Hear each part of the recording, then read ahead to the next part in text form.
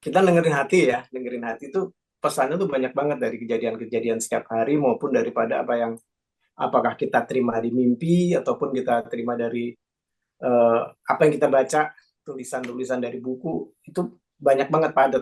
Oh nggak beres ya orang ini gitu. Jadi benar-benar kita plain aja, datar aja gitu. Ketemu orang baru atau ketemu peristiwa baru. Kayak kita pas saat meditasi, enggak. Saat kita meditasi itu kadang-kadang muncul, aku ngasih istilah tuh namanya hewan eterik. Jadi di hidung kita tuh seringkali kayak ada gatal-gatal pas kita meditasi. Kadang gatal-gatal di kuping atau di punggung, di perut dan macam-macam, termasuk pegel mungkin. Dan Hmm. itu kita jangan terlalu dalam marah terhadap rasa gatal tersebut. Ngalamin trauma ini, kenapa aku harus ngalamin sebuah kejadian yang menyakiti batin, misalnya luka batin. Mm. Biasanya orang yang sudah sembuh dari luka batinnya, dia akan bertanya, kok gue harus ngalamin peristiwa ini? Mas Didi sendiri mengalami awakening itu pas kapan, Mas Didi? Itu kamu benar-benar bisa milih. Ini dialognya yang mana yang mau disampaikan sama kamu?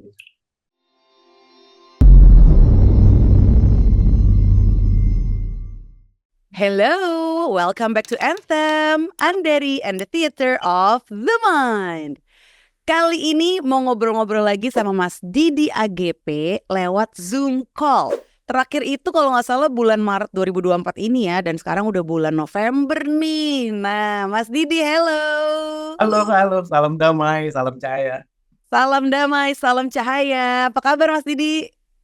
Puji Tuhan, puji syukur, asik-asik aja. Asik-asik aja, asik terus nih Mas Didi nih. Setiap ditanya kabar pasti asik jawabannya ya. Emang itu kabar yang paling asik sih ya. Asik. Ya, diasikin aja. Diasikin aja. Wah, itu udah moto aku dari kapan tahu tuh, diasikin aja ya. Kita Ya, dari SMA kali ya. pas, emang pas itu. Iya, untuk bulan November ini Mas Didi, gimana sih rasanya kayak bukan menghadapi ya, kayak welcoming bulan November ini tuh perasaannya gimana nih Mas Didi sebagai seorang spiritualist dan juga sound healer gitu ya. Aku rasa begitu masuk November tuh intensitas pesan Hmm. pesan yang aku terima gitu ya, bukan lebih kepada kita dengerin hati itu pesannya tuh banyak banget dari kejadian-kejadian setiap hari maupun daripada apakah kita terima di mimpi ataupun kita terima dari apa yang kita baca, tulisan-tulisan dari buku itu banyak banget padat. Selain juga pastinya pas masuk November aku kaget juga, wih gini tahun ini cepet banget ya gitu, tiba-tiba udah November gitu. Ngebut sih tahun ini berasa gitu kan. Dan pesan tuh Wow. datangnya cepet, terus oh iya iya sampai kita tuh kadang belum sempat merenung gitu, ini apa ya, tunggu ya apa ya gitu, muncul tokoh terus dia kayak boom bikin sesuatu dan dia hilang gitu. Kita belum sempat menilai, tiba-tiba udah muncul pesan baru. Cepat itu intensitasnya di November ini. Ini sampai November maksud aku di tahun ini. Itu yang aku terima. Semakin cepat. Jadi kita Oke. ya lebih lebih aware aja, lebih lebih lebih padat mengamati bahwa banyak hal terjadi yang kita nggak perlu juga, tidak ada yang meminta kita untuk buru-buru memaknai, tapi udah lihat aja dulu. Mungkin justru makna itu timbul baru bisa kita petik setelah lewat beberapa waktu. Kayak gitu sih, Nda. Mungkin pesan yang datang saking intensnya itu bisa kita catat dulu kali ya. Kalau misalnya keburu untuk dicatat, Ya, silakan dicatat dulu. Tapi ya, mungkin nggak perlu sampai tahap analisa yang terlalu mendalam karena udah keburu datang pesan yang lain. ya. Sehingga mungkin nanti seiring berjalannya waktu kita akan paham sendiri gitu Yes, kali ya. yes, tepatnya seperti itu. Bener, bener banget. Jadi catat aja dulu pas. Mungkin pada saatnya tepat, kita akan bisa baca sendiri itu dari catatan kita. Oh ini maksudnya ini datang. Oh ini ada tokoh ini muncul ini. Bahkan Ivan kayak kemarin itu kejadian, aku sama Mbak Indira tuh lagi jalan sore ya, olahraga yang tertunda dari pagi jadi sore, itu kita dikejar satu kucing. Kucing kecil Oke. banget.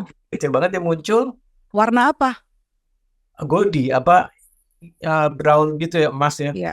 Hmm. antara coklat dan emas, dan lucu banget, dan dia ngejar kita, kita pikir punya orang enggak, tapi sudah ada ibu di sekitar situ yang ambil aja, adopt aja, kasihan itu gini gini gini. Ya udah kita kasihan karena kita udah jalan, dia masih ngejar tuh, kecil banget, paling Lucu.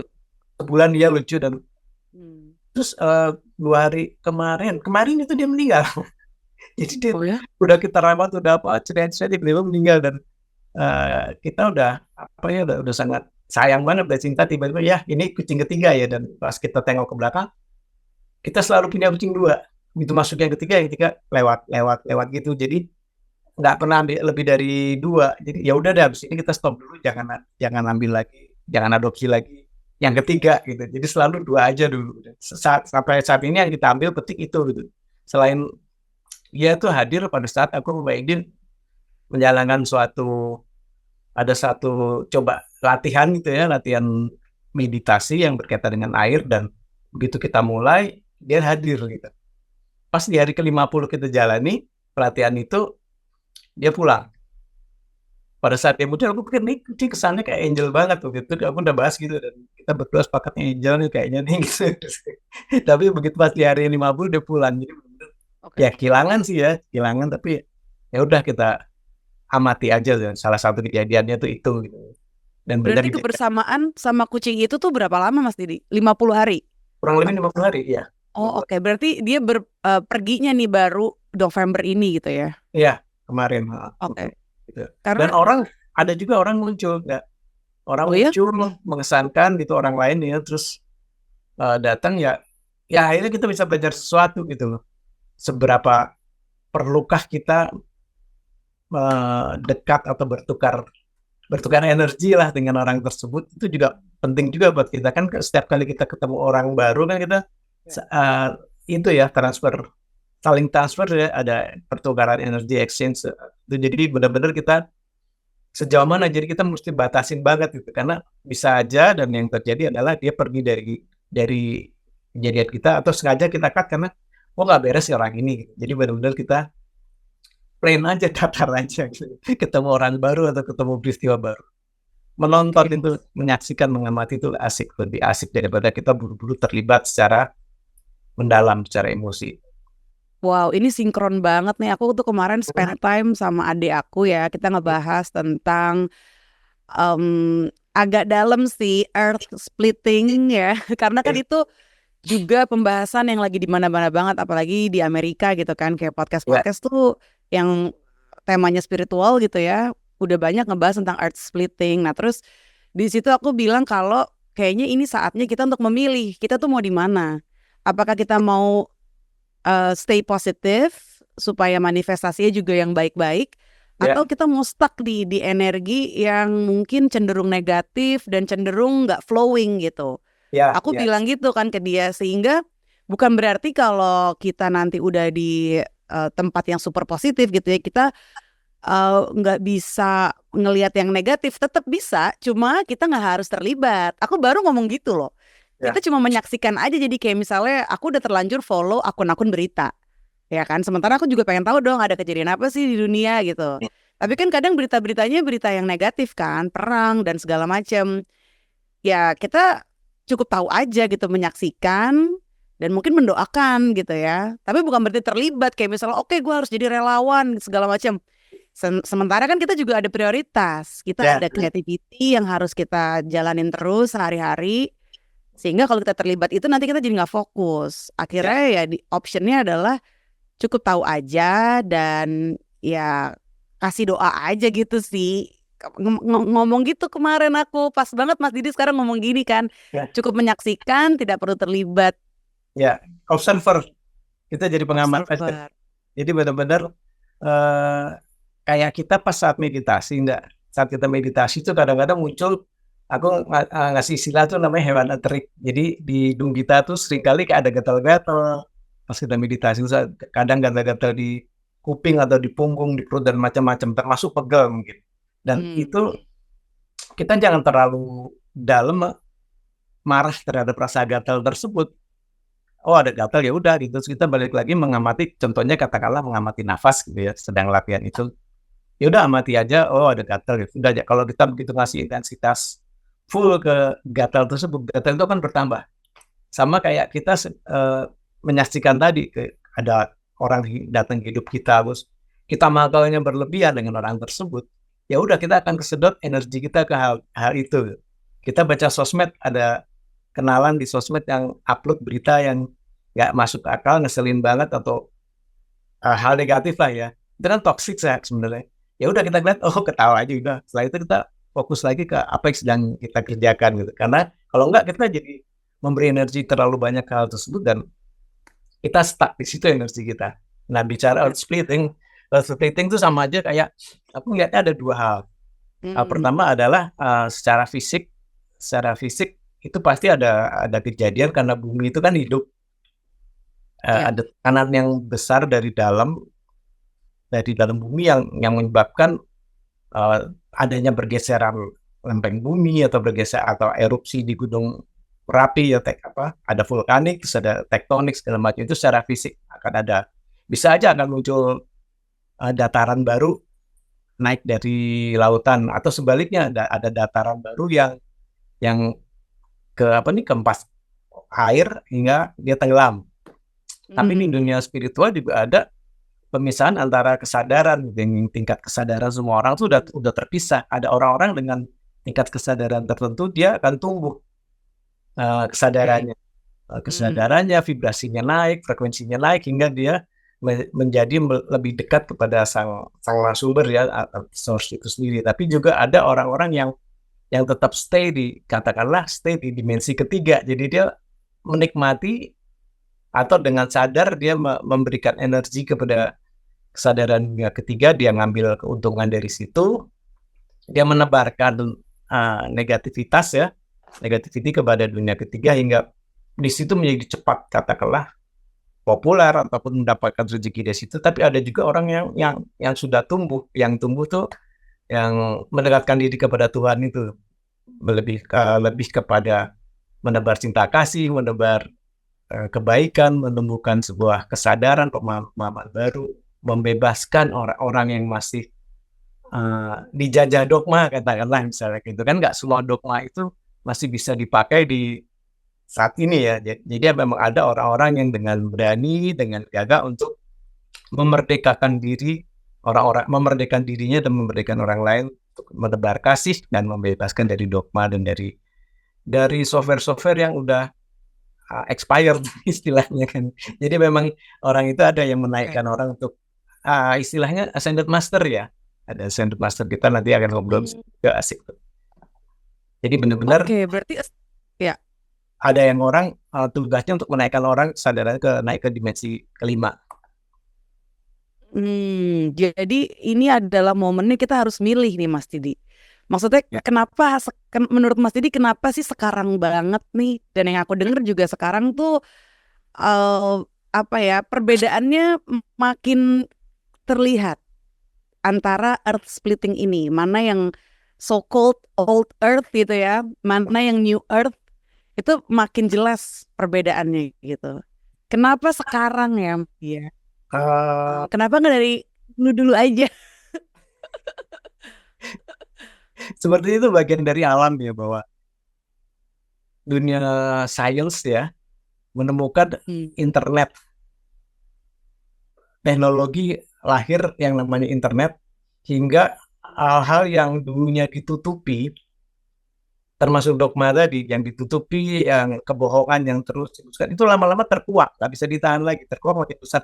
Nah, sementara yang sebuah kesadaran yang di bawah negativitas itu kan tetap ada fansnya, tetap ada konsumennya, ada marketnya, dan produsen-produsen yang mempertahankan kebodohan. Kenapa kok sekarang di kita populer sekali dengan masyarakat IQ 78 katakanlah ya. Ya, karena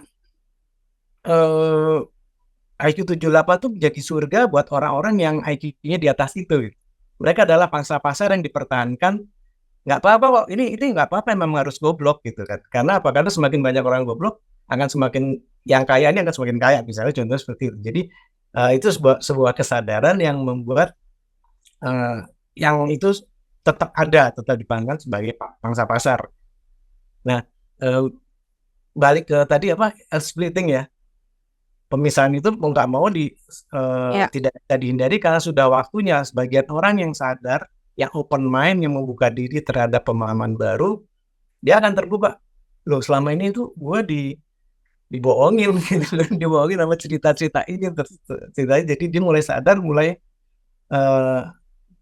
orang-orang pilihan tuh akan terbuka hatinya, bahwa loh, iya ya, gue tuh dibohongin selama ini, gitu. Dibohongin si A, dibohongin si B, gitu. Bahwa dibohongin buku, bahkan tulisan-tulisan, dan dibohongin guru-gurunya, gitu. Yang mungkin gurunya juga dibohongin oleh gurunya juga, gitu. Ada yang dengan sadar membohongnya, dan juga yang nggak tahu kalau dia tuh udah dibohongin. Jadi dengan adanya internet, dengan adanya teknologi, itu saling support antara teknologi, ilmu dengan spiritual. Jadi ya sekarang ini akhirnya waktunya yang dibilang akan indah pada waktunya, ya sekarang udah indah sebenarnya. Tergantung kita mau posisikan dirinya, kita membuka hati, membuka Wow. pikiran nggak, gitu, kita bermain nggak, atau kita tetap nggak, kok yang gue anggap yang terbaik. Contoh gini, ada satu kejadian menarik, ada satu temanku Iya. main ke rumah sini, ke Jogja, dia dari Jakarta, terus aku cerita kan bahwa ada satu orang lain lagi gitu, berdebat gitu, bahwa jadi dapat info dari temannya bahwa selama ini tuh gue tuh udah menyembah dewa bulan, dibilangnya gitu kan. Padahal dia Oke. merasa menyembah Tuhannya gitu. Terus tiba-tiba pas dibilang menyembah dewa bulan, dia tersinggung, marah gitu. Sehingga nggak mau kenal lagi, nggak mau kenal itu. Nah, aku bilang ke temen yang ku ceritain ini, kenapa mesti marah sih kalau memang mayoritas kalian menyembah dewa bulan? Aku bilang gitu kan. Ya kenapa harus marah gitu? Marah itu karena memiliki anggapan bahwa orang yang menyembah dewa itu salah gitu. Tapi begitu terbuka bahwa ternyata lu tuh nyembah dewa bulan juga, ya, seperti itulah ya. Jadi dia tuh bisa marah kalau dia selama ini tidak menghina orang lain yang menyembah dewa bulan atau dewa uh, apapun dewanya, atau menyembah tiang listrik misalnya. Kalau dia nggak menghina itu kan, dia akan nggak apa-apa gitu kan. Sama halnya kayak, lu kenapa mesti marah, kenapa mesti tersinggung? Lu jadi tersinggung karena selama ini lu mentertawakan cara nyembahnya, cara sembahyangnya, keyakinan yang lain. Kalau lu nggak menghina, tidak mentertawakan orang lain dengan keyakinannya, kita nggak akan tersinggung. Tapi setelah aku Oke. kasih pengertian seperti ini, orang kedua ini malah jadi ikutan. Ternyata nggak semua orang terima bahwa ada hal tersebut, gitu, bahwa apa yang dilakukannya udah ternyata salah nih, gitu. Sama halnya kan kayak sekarang dialog kita nih, ya kita harus terima juga apabila ada orang yang belum bisa terima, atau ada orang yang menganggap kita nih salah, kita di konsep yang salah juga. Nggak apa-apa juga gitu kan, bebas aja. Tapi kan Benar. kita mesti sadar bahwa kita pun punya suatu keterikatan kita dengan orang lain, dan kita sudah di tingkat kuantum, di tingkat partikel, itu kita masing-masing partikel itu punya keterikatan dengan partikel lain, walaupun partikel tersebut sudah dipisahkan ruang waktu, dia tetap Yes. akan ada kesamaan partikel yang terpisah ini, gitu, yang dipisahkan. Nah, segitu juga kita dengan si sumber, dengan keterikatan dengan sang maha pencipta ini, apapun kita sebutnya Tuhan atau universe, itu juga punya keterikatan. Nah, kalau keterikatan kita ini memang sudah tidak putus, semakin kuat, dalamannya kita ini, nuraninya kita akan terima mana pesan yang masuk yang penuh kebenaran maupun pesan-pesan palsu, gitu. Jadi kita pasti akan tahu bahwa ini pesan asli, ini pesan dari Tuhan, ini pesan dari apa nyebutnya di iblis atau apapun. Kita akan tahu itu tanpa mau dikemas apapun, packagingnya, bajunya, fashionnya, kita akan tahu bahwa ini pesan palsu, ini pesan asli dari Tuhan, dari Maha Pencipta atau Maha Sumber, seperti itu. Oke. Ada tanya? Keterikatan itu bisa kita sebut sebagai intuisi nggak sih, Mas Didi? Intuisi tersebut Kayak penerimaan pesan ini nih dari Tuhan nih, atau ini pesan dari lower self nih, lower vibration nih. Ini pesan dari higher vibration nih. Itu kita filternya bisa lewat intuisi kah? Itukah yang disebut intuisi gitu, maksud aku gitu sih. Ya, intuisi atau nurani ya. Hati nurani. Batin yang terdalam. Nah, batin yang terdalam itu pesannya menjadi jernih saat kita rajin mendekatkan diri ke dia. Mendekatkan diri itu bukan hanya dalam ritual ya.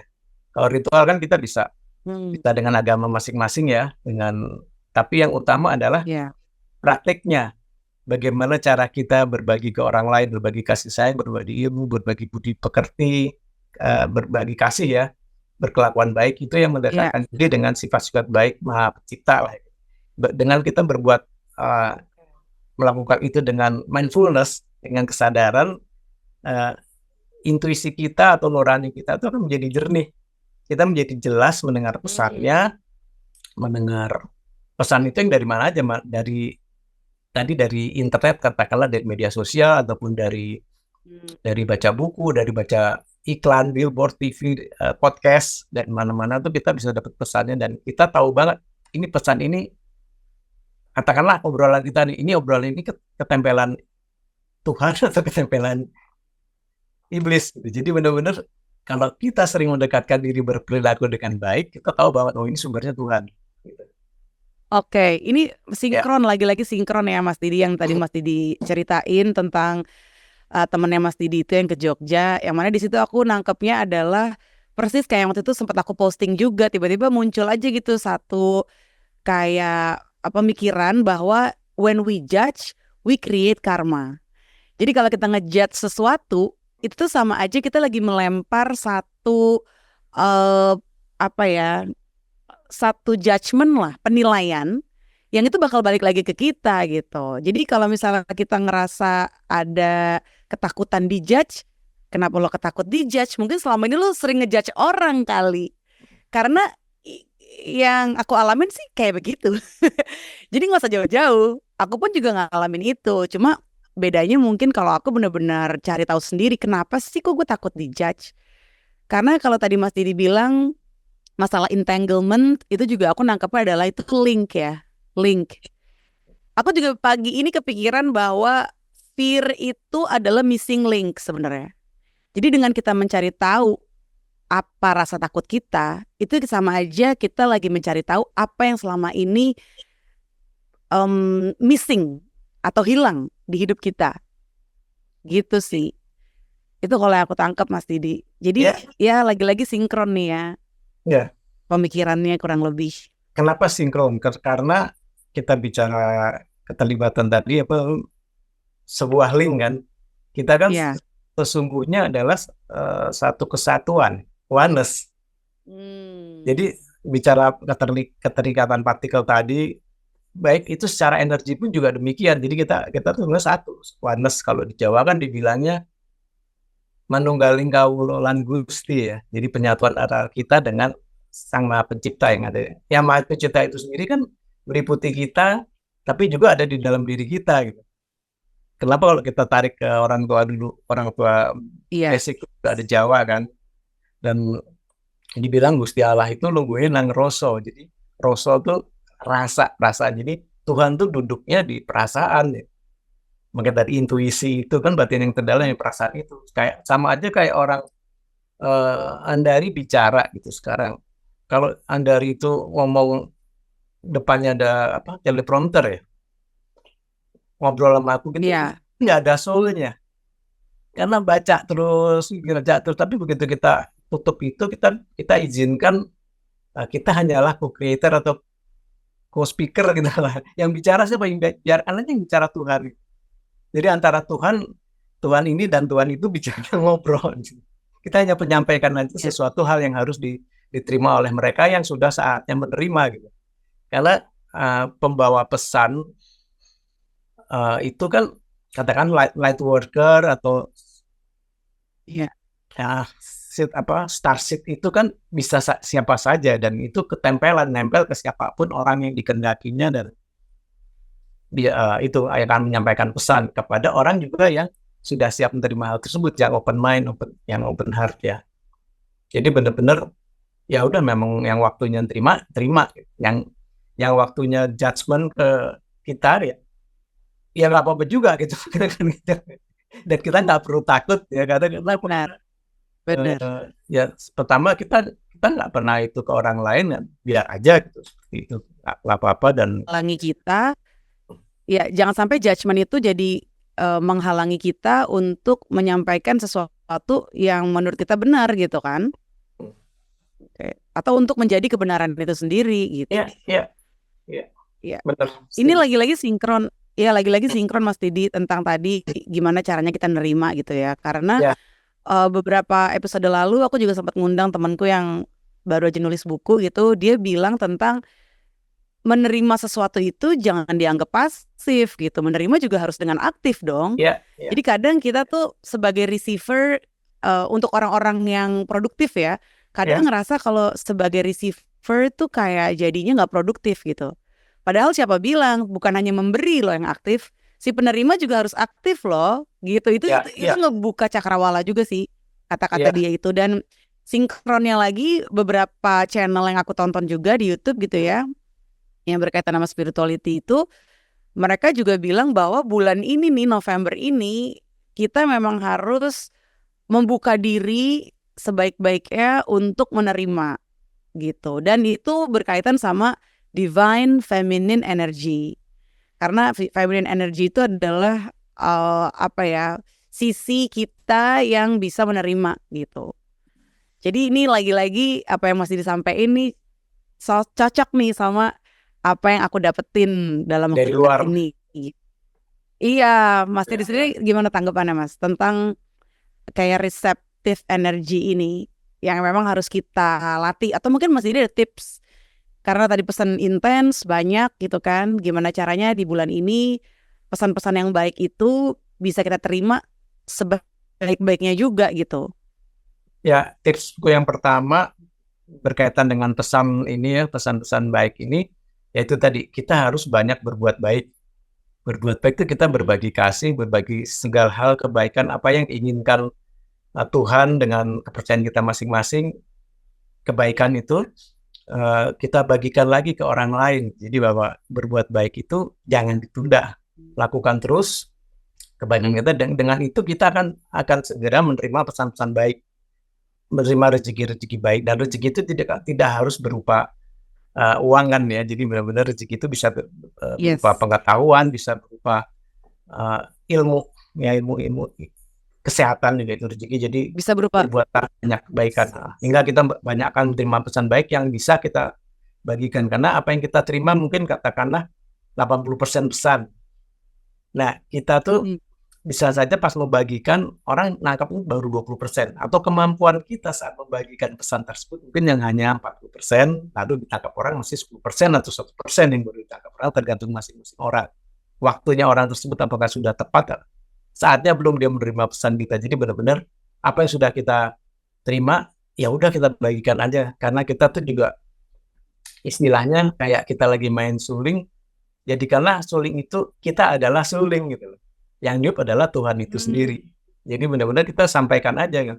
Orang itu ada yang kita berniat memainkan suling itu dengan baik, dengan katakanlah tujuannya apa, untuk membantu orang itu rileks main sulingnya. Lalu main flute-nya, tapi saat orang itu begitu dengar nggak suka atau kecewa atau malah jadi melek, jadi apa, seger gitu, yaitu haknya masing-masing gitu. Tapi kita niatnya adalah membuat dia rileks, nyaman seperti itu. Jadi itu juga dengan pesan kita, dialog kita itu berbuat baik, berperilaku baik, berpikir baik, berperasaan baik, hingga apa yang kita terima menjadi jelas dan kita bisa salurkan ke orang lain.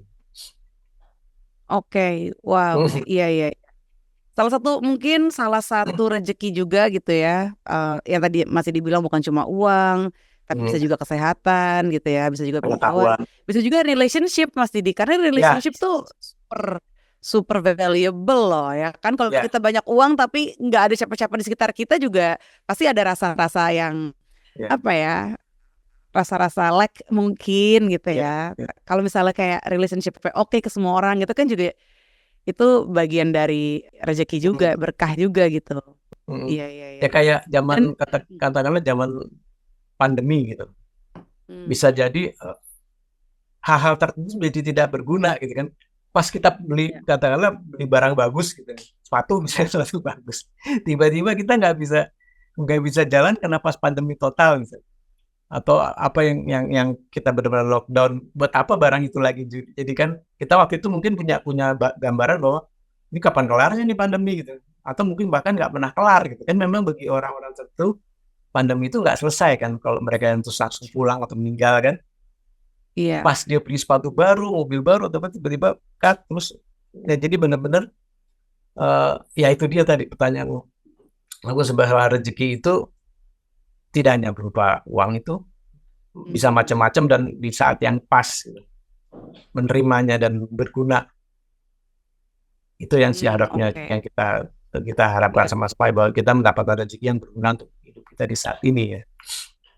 Benar-benar. Dan tadi aku juga setuju sih yang kalau kita main suling, ya kita tuh anggaplah kita tuh sulingnya gitu. Karena aku juga beberapa episode lalu sempat bahas juga, kita ini sebenarnya instrumen juga loh untuk mengalirkan energi gitu kan. Dan Mas Didi benar-benar literally bilang suling, which is suling itu instrumen musik. Yang niup Tuhan kan. Jadi iya benar. Itu cuma instrumen. Dan tadi juga sempat kesebut ya tentang kaitannya science dan spirituality. Kalau dari Mas Didi tuh lebih bukti nyatanya adalah internet gitu. Karena akhirnya penyampaian message yang berkaitan sama spirituality ya akhirnya lewat science juga kan, lewat si internet ini gitu. Dan tadi juga disebutin tentang Tuhan yang meliputi kita, yang ada dalam diri kita gitu. Itu juga berkaitan sama science juga sebenarnya. Maksudnya interconnectedness ya yang aku maksud. Interconnectedness kan waktu itu aku pernah bahas juga Mas Didi di beberapa episode lalu. Terus memang ada seorang scientist yang terbuka pemikirannya untuk spiritual. Dia tuh juga bilang kalau sesuatu yang terlihat itu awalnya dari sesuatu yang tidak bisa diobserve gitu, atau istilah dia tuh non-lokal ya. Jadi sesuatu yang lokal itu berawal dari sesuatu yang non-lokal gitu. Non-lokal artinya nggak bisa dilihat dan nggak bisa diobserve gitu oleh scientist. Kayak misalnya ketika subatomic particle seperti elektron gitu, dia waktu itu bilangnya, namanya Lothar Schaffer si scientistnya ini, yang dia waktu itu diundang sama Eckhart Tolle untuk kayak sebuah talk show gitulah. Nah terus dia bilang ketika elektron itu ditaruh di ruang hampa, vacuum gitu ya, nanti elektron itu akan menghilang dengan sendirinya. Habis itu muncul lagi gitu. Nah itu tuh yang akhirnya bikin dia jadi menyimpulkan bahwa sesuatu yang terlihat material itu berawal dari yang imaterial. Dan itu mungkin pemahaman itu belum tentu diterima oleh semua saintis ya, kata dia ya. Karena saintis itu emang terbiasa dengan sesuatu yang lokal gitu, yang bisa diobserve, yang di dalam kontrolnya. Itu kan kayaknya emang sifatnya logik kali ya Mas Didi. Kalau Mas Didi ngeliat itu gimana sih, kayak kepercayaan terhadap metafisik? Jadi physical ya kan? Itu kan benar-benar berkaitannya mungkin balik lagi ke intuisi gitu ya menurut aku ya, sama imajinasi gitu. Ya jadi antara spiritualitas sama ilmiah ya, sains ya, ini sebenarnya mereka melihat sebuah apa namanya, kejadian itu kecenderungannya sama gitu. Ada sebuah kecenderungan sama, yaitu explore, mencari yang satu. Tapi dari beda arah ya, beda sudut pandang. Kalau misalnya di spiritual itu basicnya sangat personal, Andari. Jadi mengamati suatu kejadian dalam hidup itu based-nya on personal, sangat ranah pribadi. Tapi kalau di science, di ilmiah itu ranah lebih ke massal. Jadi mencari objektivitas, mencari kebenaran lewat jalur yang lebih ke fisika, lebih ke nyata, bukti nyata. Jadi sementara itu sampai yang terkecil, sampai di tingkat kuantum, mereka menyelidiki kan di tingkat partikel sampai ke string teori segala macam, itu dicari. Yang makanya aku bilang tadi ada entanglement itu, bahwa ada satu partikel di sini, partikel di sana, ternyata tetap berhubungan walaupun sudah dipisahkan. Jadi seperti itu. Jadi sama kayak hal terkecil yang tak terlihat. Benar. Ini apa? Kita lihat Bluetooth atau Wi-Fi ya. Wi-Fi itu kan juga kan nggak terlihat mata kan. Tapi aku di ruang ini sama-sama akses dari Wi-Fi yang sama dengan istriku di ruang bawah misalnya, katakanlah seperti itu. Jadi benar-benar tak terlihat, tapi bukan berarti nggak ada kan. Sebenarnya kalau itu ilmi saintis itu juga sedang mencari itu juga gitu, mencari frekuensinya Tuhan di mana gitu. Ada juga yang ngomong ada di 369 Hertz, ada juga yang 963 dan bla bla bla frekuensi Tuhan, God frekuensi. Tapi itu kan juga masih tergantung hitung-hitungan angka dunia, ya penjajahan angka itu, penjajahan termasuk masuk ke dalam kadang Iya. orang upload hal tersebut cuma karena dia sudah dijajah oleh algoritma misalnya kata kepalanya gitu.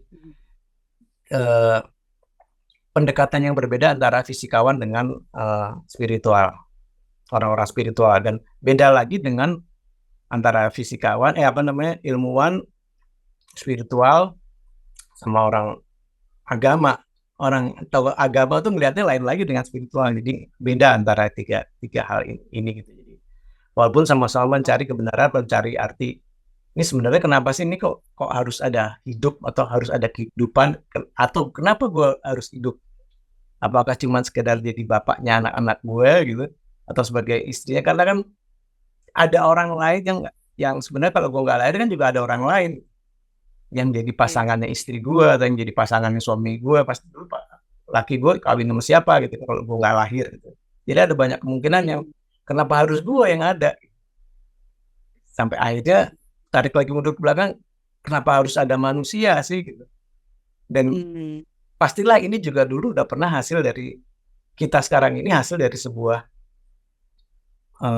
template ya. Kalau aku ngeliatnya template bahwa karakter yang kayak Andari atau karakter dan pengetahuan ataupun keahliannya segala macamnya itu pasti udah pernah ada di bulan, mungkin ada di dusun mana di Finlandia atau di Norway atau di mana ada yang mirip Andari, nggak secara fisik tapi secara karakter, secara keahlian, secara pengetahuan dan tingkat spiritualitas yang pernah ada, atau mungkin di tahun yang sama yang dulu sebelum bahkan tingkatan intelektual kita sekarang ini mungkin udah pernah ada sebelum kita mengalami riset. Setting ulang, bumi mungkin pernah kena zaman meteor atau apa, pernah ulang, dan mungkin juga nanti kita akan kena bumi yang di riset nih. Riset ulang lagi, balik lagi dari nol lagi. Nggak ada internet lagi, nggak ada apa-apa lagi. Sama kayak apakah itu World War 3 atau apa gitu, atau Megatrust, atau mungkin bisa aja itu menyebabkan riset ulang yang boom, tiba-tiba dialog ini udah seperti tidak pernah ada. Karena kita pernah bahas jauh mana, tapi bisa seperti itu juga. Jauh juga ya kita ngobrol. Apa? Jauh juga kita ngobrol. Jauh dong. Masa deket ya kan, gak seru lah. Aku soalnya ini tadi nangkepnya Mas Didi ketika Mas Didi bilang kalau ini adalah template gitu ya. Aku jadi keinget juga pembahasan aku tentang archetype. Jadi archetype itu kan waktu itu diangkat oleh Carl Jung ya. Dia itu kayak Carl Gustav Jung. Iya, Carl Jung, psikoterapis, dan ternyata konsep archetype itu juga udah dipikirkan oleh Plato gitu, filsuf zaman dulu kan. Yang mana menurut Plato tuh dia punya pemikiran tentang adanya bentuk mental murni yang terpatri dalam jiwa. Nah, kayak bentuk mental murni, mental ada bentuknya gitu ya, tapi dia juga dia udah sampai situ pemahamannya. Terus ada beberapa, kalau aku nggak salah ingat, beberapa scholars lah ya, yang emang mereka kayak FGD gitu discuss tentang murid-muridnya Plato sih kalau nggak salah waktu itu ya, tentang memang ada 6 karakter dasar manusia, at least masing-masingnya dari maskulin dan juga dari feminin, semacam itu. Dan itu udah lewat risetnya mereka gitu. Nah, mungkin dengan kita tap in ke archetype itu bisa ngebantu juga nggak sih untuk kita jadi bisa lebih menjalankan peran di hidup tuh jadi semakin impactful lagi gitu. Dengan kita tahu kita tuh perannya di karakter yang mana sih nih, archetype kita apa sih? Mas Didi sendiri pernah nggak sih ke pemahaman itu gitu atau memikirkan tentang itu? Jadi untuk kita tahu, istilahnya kalau di Jawa tuh ada namanya sangkan paraning dumadi. Nah, jadi kita sekarang ini tahu banget bahwa kenapa gue harus ada di dunia. Kita lihat kita berasal dari mana. Sekarang ada sebagai siapa. Setelah itu, setelah kita lewat, kita meninggal, kita kemana pulangnya. Jadi benar-benar kita tahu atas dasar apa kita hadir gitu. Atas dasar apa kita hadir, apakah kita cuma jadi istilahnya BO, jadi relawan atau sukarelawan aja gitu, atau Iya. kita benar-benar punya punya makna jasa sejauh mana kita mendalami peran kita dan kita memaknai perjalanan kita saat kita ada. Kita ini kalau buat buat aku pribadi, aku ini kan pilot atau co-pilot dari yang namanya di DAGP itu adalah sebuah pesawat. Hmm. Buat aku gitu. Andari juga pesawat. Jadi pilotnya adalah apa? Pilotnya adalah kesadaran kita. Kita mau bawa pesawat kita nih kemana gitu. Siapa yang kita antar? Penumpang kita siapa? Apakah kita pesawat komersial gitu, ataukah kita pesawat bomber yang harus memusnahkan sekian juta manusia di bumi gitu. Kita yang bawa bom Hmm. nuklir. Atau kita pesawat pesiar yang economical, komersial dan pesiar. Jadi kita mesti tahu banget atas dasar apa kita hadir. Kita ingin menjadi orang yang berguna atau kita semuanya mungkin berguna ya, berguna dengan perannya masing-masing yang tadi bawa bom nuklir untuk menghilangkan berapa juta manusia atau juga pesawat yang gunanya untuk mencerahkan. Jadi itu benar-benar yang kita harus sadar dan salah satu untuk kita menjadi sadar adalah dengan meditasi, dengan kita uh, mindfulness ya. Meditasinya tuh ya inner peace itu mencapai inner peace karena uh, peace itu menjadi sebuah kesuksesan saat ini. Bentuk modern dari sukses itu adalah peace, inner peace. Jadi di saat kita sudah inner peace, kita kita happy, kita penuh rasa syukur, kita tuh menjadi sebagai receiver itu menjadi open banget gitu, open open open system. Jadi itu tadi dengan jernih kita nangkep pesan, oh ini pesan ini udah kita skip aja, ini nggak penting nggak penting nggak penting, ini bagus pesan yang kita terima dan kita bagikan dan pas kita membagikannya juga di tempat yang tepat gitu. Jadi kalau kita membagikan di katakanlah di sebuah tempat yang kurang tepat, ya Ya. kita akan dicemooh atau kita dihujat atau akan dipersekusi dan lain-lain. Jadi semua ada marketnya, ada pangsa pasarnya sendiri gitu yang di tempat yang tepat, di saat yang tepat pesan kita akan diterima dan itu tadi tetap balik lagi bahwa kita harus penuh syukur, kita perlu sukacita seperti itu. Wow, ini keren banget sih Mas Didi. Karena tadi aku juga hampir eh, mau nyeletuk gitu ya tentang gratitude gitu. Karena itu Ya, juga yang aku betul. dapat tuh informasinya. Cara kita untuk menerima adalah dengan kitanya juga harus penuh syukur nih untuk Ya, melatih diri kita supaya vibrasi kita naik gitu. ya, Sehingga lebih banyak lagi pesan yang bisa kita dapat, bisa kita yes, tangkap gitu. ya. Oke. Nah, Bu, balik lagi ke 2010 aku pernah tulis buku Power of Sound saat kita mau buka sistem kita menjadi lebih open ya. ya. Jadi nggak cuma bisa OS saja tapi bisa Android, bisa segala macam sistem. Hmm. Itu eh, aku bikin itu KISS, KISS. Kita harus penuh kasih, kita harus penuh ikhlas, kita harus penuh sabar, dan penuh syukur. Tapi sekarang aku tambah itu dengan sukacita. Dikasih kan termasuk di dalamnya ada cinta, terus ikhlas, kita harus sabar, harus bersyukur, KISS. Tapi setelah itu kita juga penuh penuh sukacita dan sebelum lupa bahwa kita sukacita itu bukan cuma di weekend ya. Orang selalu berpikir bahwa happy happy me time itu pasti di weekend. Sudah enggak. Jadi jangan jangan cuma weekend, jangan hanya Sabtu apa Jumat malam terus Sabtu Minggu kita happy, tapi dalam setiap hari itu dalam 24 jam itu kita harus bagi dengan waktu ini waktu istirahat, ini waktu untuk gue happy. Gak usah nunggu weekend untuk happy, untuk Yes. bersyukur juga. Iya, iya, iya. Intinya pilih yang berkaitan sama cinta gitu ya. Kalau yang aku tangkap juga kayak gitu. Ya, Sama aku juga dapat message kalau di bulan November ini kan bulan ke-11. Jadi at least setiap hari tulis tuh 11 hal yang lo syukurin gitu untuk melatih diri kita supaya kita fokus. Kan dengan kita nulis berarti kan kita mikirin hal itu kan. ya. At least ada 11 hal gitu ya yang kita syukurin di hari itu gitu. Ya baiknya sih di pagi ya, karena biar bangun tidur udah langsung fokusnya ke yang itu. Karena kan balik lagi semuanya tergantung kita mau fokusnya ngelihat yang mana ya kan. Berita negatif akan ada terus gitu. Cuma kita mau Ya, fokusin ke situ, nggak mau spend time di situ berlama-lama nggak gitu. satu lagi switch ini cepat sekali kita switch. Jadi misalnya dalam Hmm. aku cenderung bukan pagi, justru malam kalau untuk yang syukur ini. Oh. Jadi dalam hari itu kita mencapai keberhasilan apa, misalnya bersyukur dapat bisa masak menu baru, bersyukur itu tulis. Terus begitu di hari ini yang dikeluhkan apa, misalnya keluhkan, pas ada keluhkan, kita harus terima itu di tulisan kita, bahwa oke, gigi gue harus dicabut yang ini, tapi gue juga punya yang disyukuri itu. Ternyata kalau kita mau tulis lebih banyak daripada kita keluhkan. Jadi kita harus punya kemauan untuk switch antara begitu ada keluhan, ya udah kita tulis, terima, saya terima gigiku sakit harus diobati, tapi saya juga bersyukur ternyata ini kok lebih banyak yang disyukuri. Kalau misalnya sudah nggak punya waktu, malam udah kecapean, ya setiap kali pagi kita ada momen satu yang membuat kita, ada teman, ada kejadian atau apapun, hal yang kenalan yang ngeselin, atau kita balikin lagi bahwa temen gue yang bikin asik tuh lebih banyak gitu.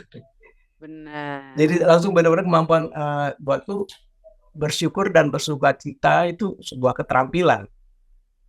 Keterampilan alkemi bukan sih, Mas Didi? Karena aku tuh pernah bahas topik alkemi kan waktu itu. Terus aku mencari tahu tentang alkemi gitu ya. Gimana caranya basic metal turn into gold gitu. Mengubah apa namanya, metal tuh apa sih? Metal, logam ya. Logam seperti timah, lead gitu menjadi emas. Itu kan kalau ngomongin materialnya kan, bentuk fisiknya gitu. Tapi spiritual alchemy itu ya ada banget. Aku nganggapnya kayak turning pain into power gitu, semacam itu. Dan aku ngerasa, dan info yang aku dapat juga ya dari beberapa yang aku tonton, aku simak gitu, kalau sekarang ini ya justru butuh-butuhnya nih kita alchemize itu semua gitu, kayak menjadi seorang alkemis akhirnya gitu. Jadi hal-hal yang buruk gitu, ya bukan berarti kita terus menyerah dan kita terjerat ke situ. Tapi kalau kita mampu, kita mau latihan, kita justru bisa ngubah yang jelek itu, yang buruk itu jadi yang baik gitu. Dan itu kayaknya sih butuh superpower ya. Aku bukannya apa-apa ya. Tapi emang seorang alkemis tuh menurut aku butuh latihan untuk bisa jadi superpower. Karena kan itu proses yang berat. Ya kalau terlatih sih jadi enteng sih. Tapi makanya aku tadi bilang bersyukur itu yang ujung-ujungnya menjadi alkemis itu adalah sebuah keterampilan. Keterampilan kita merubah rasa pain menjadi gain kan. No pain no gain gitu istilahnya, kayak ada sayang itu. Jadi itu benar. Jadi banyak orang membuat quotes itu dari sudut yang berbeda-beda, tapi sebenarnya beberapa hal itu sama gitu. Connected. Kaitan semuanya, tinggal kacamatanya aja dia saat dia meneruskan. Karena itu dia tadi, bahwa kita tuh semuanya, semua orang adalah receiver dan juga converter. Kita mengkonvert data. Kita dapat satu cahaya atau ide atau data dari universe, dari semesta. Konverternya itu siapa? Kalau konverternya itu komposer, akan jadi komposisi, akan jadi orkestra, akan jadi lagu, song, dan segala macam. Kalau konverternya itu koreografer, akan jadi tarian. Kalau konverternya itu arsitek, akan menjadi candi atau jadi gedung, dan lain-lain. Nah, jadi kita tuh konverter. Kalau menjadi yang terima si konverter itu orang bijak, akan jadi buku, atau akan jadi sebuah cahaya lagi yang dianggap orang lain sebagai, orang ini kata-katanya bercahaya, orang ini semuanya memberikan sebuah pencerahan. Jadi seperti itu. Wah, ini keren sih. Mungkin ini judulnya kali ya, kita adalah converter gitu. Bukan cuma receiver loh. Apalagi nih Mas Didi, receiver, converter. Kita juga apa? Producer? Producer pasti. Orkestrator itu gini. Orkestrator itu jadi kayak kita menerima banyak hal. Banyak pesan dari universe. Banyak data, banyak cahaya, banyak, termasuk yang bunyi kan. Tapi orkestrator di sini bukan sebagai seorang Adi MS atau Erwin Gutawa. Orkestrator yang kumaksud di sini adalah dia bisa menggabungkan beberapa pesan tersebut menjadi sebuah esensi. Secara substansinya tuh apa nih? Menggabungkan itu menjadi apakah si pesan segala macam pesan yang diterima itu dikeluarkan sebagai sebuah kitab, ya kitab. Aku nggak bilang suci ya, karena menjadi sebuah kitab atau sebuah hal yang menjadi katakanlah sebuah buku masak aja. Kan itu ada banyak sekali bumbu kan, ada banyak bumbu, jahe, campur lengkuas, campur segala macam. Tapi gimana caranya dia naburin sekian persen dosisnya hingga jadi capcay gitu kan, atau jadi nasi goreng. Itu kan dia orchestrator kan. Iya, Ini juga gitu di obrolan kita. Kamu juga jadi, aku orchestrator, kamu jadi orchestratornya. Jadi ya produsernya kamu, terus kamu sebagai co-komposernya, co-orchestrator yang mau, ini yang kamu yang ngatur dari, ini pesannya Mas Didi, ini pesannya siapa lagi yang lalu kamu kasih itu orchestrator jadinya. Jadi kayak mengumpulkan, menyatukan, mengambil esensinya gitu kan. Ya itu sih, itulah alchemist. Ya, dan bersyukurlah gitu loh. Bersyukurlah ada orang-orang yang baik dan tepat untuk bicara di acaramu misalnya. Iya banget. Dan kamu yang tinggal nyusun kan, tinggal tuh bukan berarti gampang ya, maksudnya ini taruh di episode sekian, yang ngasih thumbnailnya, yang ngasih judulnya, hingga orang nonton, hingga promonya berapa sekian banyak, sponsornya apa sebenarnya, kamu dan tim yang membuat ini semua jadi lebih tepat sasaran, tepat sasaran ke orang yang pas, yang bisa nonton. Karena kalau kita ini share-nya ke tempat WA group yang quote unquote masih levelnya di tertentu, mungkin cuma hanya sekedar jadi tempat hujatan. Benar, ya benar. Jadi kita harus tepat sasaran juga nih kalau bisa ya. Oke. Dan untuk proses kita gitu supaya bisa lebih menerima dengan baik. Kalau aku tuh juga ada pemikiran untuk kita jangan lepasin our healing journey gitu. Apalagi buat yang baru mulai mengenal dirinya ya, Mas Didi. Kayak dalam proses masih mencari jati diri gitu. Nah, menurut aku healing itu juga part of pencarian jati diri. Itu bagian dari healing journey juga. Kalau menurut Mas Didi, kalau dengar kata healing, artinya apa sih untuk Mas Didi? Healing itu buatku sebuah proses penyembuhan pastinya ya. Dari healing, penyembuhan ini penyembuhan fisik bisa, itu yang melakukan biasanya bisa tenaga medis ya. Katakanlah penyakit fisik ya, larinya ke tenaga medis, ke dokter dan lain-lain, termasuk juga ke dukun, mungkin ke pengobat tradisional. Itu untuk patah tulang kita ngajinain atau ke tempat lain. Terus sementara kalau yang namanya healing lebih ke jiwa, itu juga macam-macam itu larinya ada yang ke base-nya on tradisional, bisa ke Javanese, bisa ke modern, ke new age healing ya, macam-macam healingnya. Kalau rasa tuh bisa ke sound healing, bisa ke music therapy, bisa ke hipnoterapi, color therapy, dan banyak sekali sekarang ada terapi ke psikolog, ke konseling dan macam-macam, konselor. Buat aku healing itu juga di situ ada, setelah healing biasanya seseorang tuh membutuhkan yang lain, empowering. Nah, empowering ini biasanya orang healing itu pertama biasanya lewat suatu penyakit ya. Penyakit tadi bisa penyakit trauma, katakanlah trauma, atau emotional healing, atau physical healing. Nah, dari trauma, dari menyembuhkan trauma, dia akan ketemu lagi, kenapa aku akhirnya ngalamin trauma ini, kenapa aku harus ngalamin sebuah kejadian yang menyakiti batin, luka batin. Biasanya orang yang sudah sembuh dari luka batinnya, dia akan bertanya, kok aku harus ngalamin peristiwa ini? Terus siapa yang nolong gue gitu? Katakanlah secara orang yang dikirim Tuhan itu katakanlah seorang healer ya.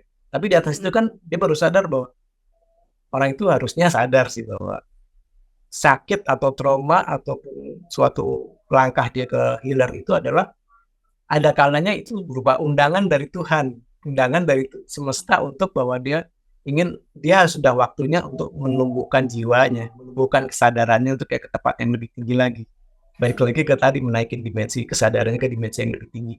Untuk apa gue hidup di dunia? Terus kenapa aku harus ngalamin problem itu? Karena dia harus ngalamin hal tersebut. Nah, kalau ada orang yang yang mengalami sakit itu di tempat yang sama terus, katakanlah sakit secara kejiwaan ya, secara punya problem yang sama terus berulang-ulang, berarti dia belum menerima terhadap problem tersebut. Dia belum nangkep, oh kenapa aku ngalamin hal yang sama, karena dia belum nangkep bahwa sebenarnya gue ngalamin ini karena ada sesuatu di kehidupan masa lalu. Apa yang dia tanam di hidup sebelumnya, kalau kita bicara karma ya, apa yang dia tanam di kehidupan sebelumnya, ya dia yang sedang tuai saat itu, atau Tuhan sudah sedang memberikan, semesta memberikan sebuah PR, ujian katakanlah sebuah PR, tapi itu nggak kelar-kelar karena dia nggak paham-paham, ya diulang terus, beda paket aja, beda kemasan aja, tapi problemnya sama.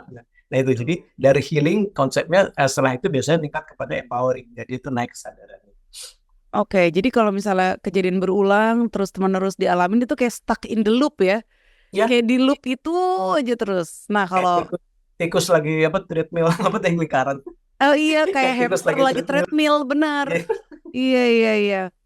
Wah, jadi buat yang ngalamin kayak gitu, mendingan cepet-cepet bertanya kali ya. Pertanyaannya juga harus clear gitu. Kenapa sih ngalamin itu terus?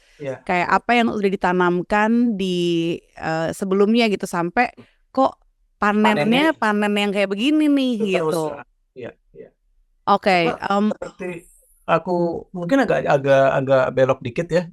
Soal bicara partikel, bicara kuantum, bicara akhirnya sampai ke ini, ke law of attraction. Oke. Ada orang yang menarik sesuatu itu terus, kan ini bicara problem kan. Kenapa kok dia ngalamin itu terus? Karena sesungguhnya buat aku tidak ada law of attraction itu yang gagal. Oke. Jadi kayak misalnya orang belum bisa mewujudkan A dalam hidupnya, berulang terus nggak bisa mewujudkan satu titik A gitu. Itu sebenarnya dia sudah berhasil. Yang diwujudkan bukan A-nya gitu. Jadi si partikel yang di dalam diri kita ini akan menarik partikel yang sama kan. Like attract like, istilah populer kalau di Loa. Nah, getaran yang paling dalam yang kita bilang tadi soul, bawaan diri, dan aku tuh ngomong sekarang dengan jiwa, dengan soul, itu sakti. Karena kita nggak baca teks, aku jawab tanpa teks dan Andari bertanya tanpa teks. Jadi kenapa dia tidak A? Karena dia fokusnya lebih kepada katakanlah gagal mewujudkan A. Jadi dia gagal mewujudkan A, dia pengen beli mobil katakanlah. Iya. Tapi dia secara yang dijiwai dalam alam bawah sadarnya adalah kayaknya gue nggak mampu deh nih, self sabotage tadi, gue nggak mampu nih beli mobil apapun itu, katakan Hummer misalnya, gue nggak mampu beli Hummer, ya dia akan diwujudkan sama universe bahwa ya lo nggak bakalan beli Hummer karena saat yang menjiwai di dia itu adalah bahwa dia nggak mampu beli Hummer kayak gitu. Oke, wah itu tuh yang PR ya. Karena kan kalau kita terbiasa dengan apa yang kita sadarin aja gitu ya, apa yang kita pikirkan ya kan, kayak mungkin otak depan gitu ya. Tapi kalau berhubungan sama subconscious itu kan benar-benar kadang kita nggak bisa menyadari gitu. Namanya aja bawah sadar kan. Jadi kalau kita nggak latihan, kita jadi nggak tahu tuh sebenarnya bawah sadar kita maunya apa sih. Kenapa kok akhirnya gue manifestasinya ini sesuatu yang nggak pernah gue pikirkan, yang nggak pernah gue harapkan. Karena mungkin subconsciousness-nya juga nggak align, nggak sejalan sama consciousness-nya dia gitu. Ada missing link antara subconscious sama consciousness-nya. Jadi ada antara alam sadar dan alam bawah sadar itu ada yang terputus.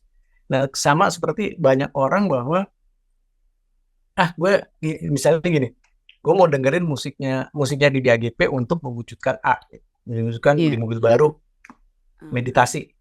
Nah, musikku tuh panjang, mungkin panjangnya 25 menit. Iya. 25 menit, dan saat 25 menit dia upload ke universe bahwa gue pengen beli mobil baru, gini gitu. Tapi sisanya yang 24 jam kurang 25 menit itu dia batin. Emang musiknya Mas Didi bisa dipakai? Emang ini ada banyak pertanyaan-pertanyaannya. Emang terus berarti cicilannya dari mana? Emang itu buat bayar ini gimana, buat tagihan ini? Sisanya itu, jadi ritualnya cuma 25 menit, sementara sisanya tidak mempercaya apa yang dilakukan. Yang di bawah sadar yang dengan kuatnya sudah bertahun-tahun mengalami banyak kegagalan, itu yang diwujudkan. Jadi sebenarnya kita semua tuh maestro, kita semua expert, kita semua alkemis. Hanya alkemisnya kita itu daya kita, energi kita dalam sekian 24 jam itu lebih banyak kepada pengen berubah ini jadi emas. Tapi kalau yang 23 jam lebih, setengah jam 35 menit ini kita pengen nggak percaya, ya kita yang nggak percaya itu yang mewujud. Sama Berarti juga sama juga ini, kita sudah membatin bawah sadarnya bahwa dengan sepenuh hati gitu. Tapi usahanya ke sana juga harus ini ya, harus masuk akal. Kalau kita memang secara kompetensinya kita tidak mampu, ya kita nggak usah di sana.